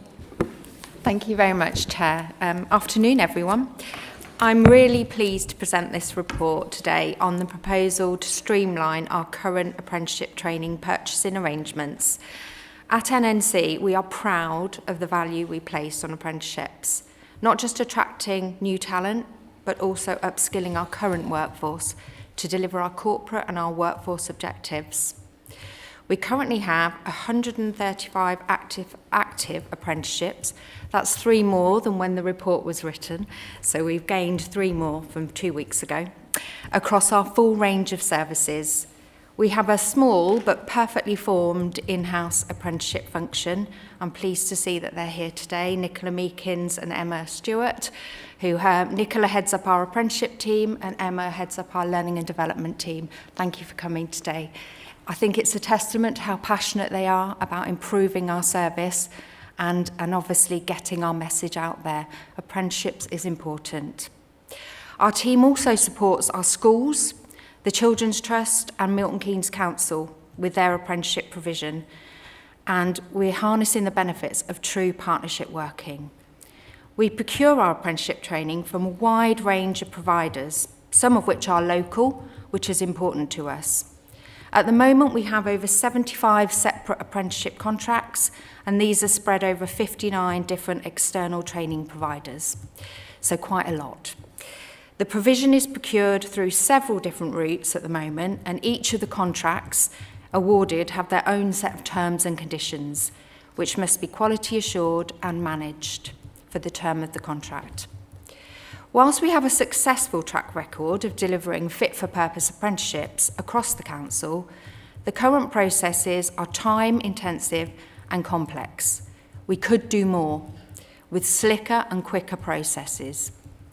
The report seeks approval to rationalise and streamline the procurement process under a single apprenticeship purchasing framework, which will deliver better value for money and will also free up important officer time to focus on fully harnessing our apprenticeship levy funds. The proposed flexible purchasing framework supports our corporate plan, and I'll put my teeth in for this one, to deliver smarter, faster and fairer public services. We've heard that a few times today. As the report states, the proposal will, of course, also extend our reach across schools, colleges and care leaver by freeing up that officer time, and also partnering with our local businesses. This aligns with our Big 50 vision as well. If I can refer members back to recommendation 3.1 on the report, the approval for the executive to establish and agree a bespoke framework to support the future purchasing of apprenticeship training. And I'll pass you back to the chair. Thank you very much. Thank you very much for that, Marie. Now I'd like to open up debate and start, if I may. I think this report provides an excellent example of how we are streamlining the way we are working as a council to become more efficient and effective. Colleagues will know that one of our strategic priorities as a council is to provide smarter, faster and fairer public services, and the proposals set in this report do just that. I think the work we are doing as a council in the field of apprenticeship training is excellent. And I know last week was National Apprentice Week, so the report is very timely. Adele and I attended an event with 40 of our apprentice colleagues last week, and I think it's fair to say it was so inspiring. It was certainly the highlight of my week, and I'm sure it was yours as well. So the proposals before us today set out a much more streamlined and strategic way managing the procurement of our apprentice training through a new apprenticeship service framework. The framework will allow us to make smarter and faster, more consistent and high-quality decisions about training provision, ensuring we get the best value for our apprenticeships and skills levy, and that we can then respond quickly to real-time workforce needs across the whole of the council and our maintained schools. I'd also like to welcome Isaac Chopra here today, one of 4 graduates who are on the LGA Impact Scheme. Welcome today, Isaac. And just to say thanks to Emma Stewart and Nicola Meekins, who lead our apprenticeship service, and thank you for your patience in seeing the whole of my excellent executive in action today, and I hope you've enjoyed it. I say that tongue-in-cheek a little bit. This is a practical, efficient solution that aligns with the new Procurement Act, strengthens quality assurance and reduces the bureaucratic burden of running 75 separate training contracts across nearly 60 providers. The recommendations seek delegated authority simply to get on with the procurement and the award process so that we have the framework in place in the coming financial year. I'm confident that this approach will provide better value for money, better oversight and better outcomes for our staff. I therefore commend the report to Executive and invite colleagues to support the recommendations set out. we have 130 active apprentices, and we are fast becoming the employer of choice, something that I know you're all very, very passionate about. Any other members wish to add anything? Councillor Elizabeth Wright first. And then Councillor Benworth first. Yes, sorry, Chair. Given my professional background and having set up many apprenticeship schemes over the years, I can testify how difficult it is having multiple contracts for different apprenticeships. But I just wanted to say a few words, if I may. I think this proposed apprenticeship framework gives us exactly what we need. It's a single, efficient and compliant way to procure training, with strong quality assurance and flexibility to run tenders or make direct awards when required. It also ensures that we only work with providers that meet professional standards. Importantly, this framework is fully funded through our existing apprenticeship levy, so there is no additional cost to the council. I just want to make that clear. This approach also will help us develop our skills of our workforce for the future. It will support talent growth and succession planning and deliver on our key corporate priorities. I won't go into the fairer, smarter, because we've done that to death. Chair, this is a practical and future-focused and cost-effective solution, and I'm delighted to support it. Thank you very much for that, Brian. So over to Councillor Elizabeth Wright. Thank you, Chair. So I'm really pleased to second this report, and I want to do so particularly through the lens of opportunity for our young people. At its heart, this proposal is about how we use our apprenticeship levy to create real pathways for school leavers and for young people who are not in education, employment or training, our NEET cohort, who we know are at greater risk of long-term disadvantage. We talk often about prevention. One of the most powerful forms of prevention is access to meaningful work, structured training and recognised qualifications. Apprenticeships provide exactly that. They offer a wage, a qualification and a future. The framework before us strengthens our ability to deliver those opportunities at pace and at scale. By rationalising contracts and creating a flexible procurement model, we make it easier for the Council to respond quickly when skills gaps are identified and, crucially, when opportunities arrive for young people entering the workplace. For school leavers who may not be suited to a traditional academic route, apprenticeships provide dignity, progression and belonging. For young people who have fallen out of education or at risk of becoming NEET, they can be transformational. So the proposal also complements our corporate parenting commitments. Care experienced young people are disproportionately represented in NEET statistics nationally. So in addition, the framework supports local training providers, strengthens our partnership with schools and colleges and contributes directly to our corporate plan priorities. This is not just an internal workforce mechanism, it is a lever for social mobility, economic resilience and community stability. So for those reasons, I am really pleased to second the recommendations. Thank you very much for that, Elizabeth. Any other members wish to add anything? Councillor O'Hara. Thank you, Chair. I just wanted to second, really, or agree with what Councillor Wright just said. I think it's an amazing programme that we run here. I've seen it firsthand. I had the honour of welcoming a few apprentices, or would-be apprentices, for our planning.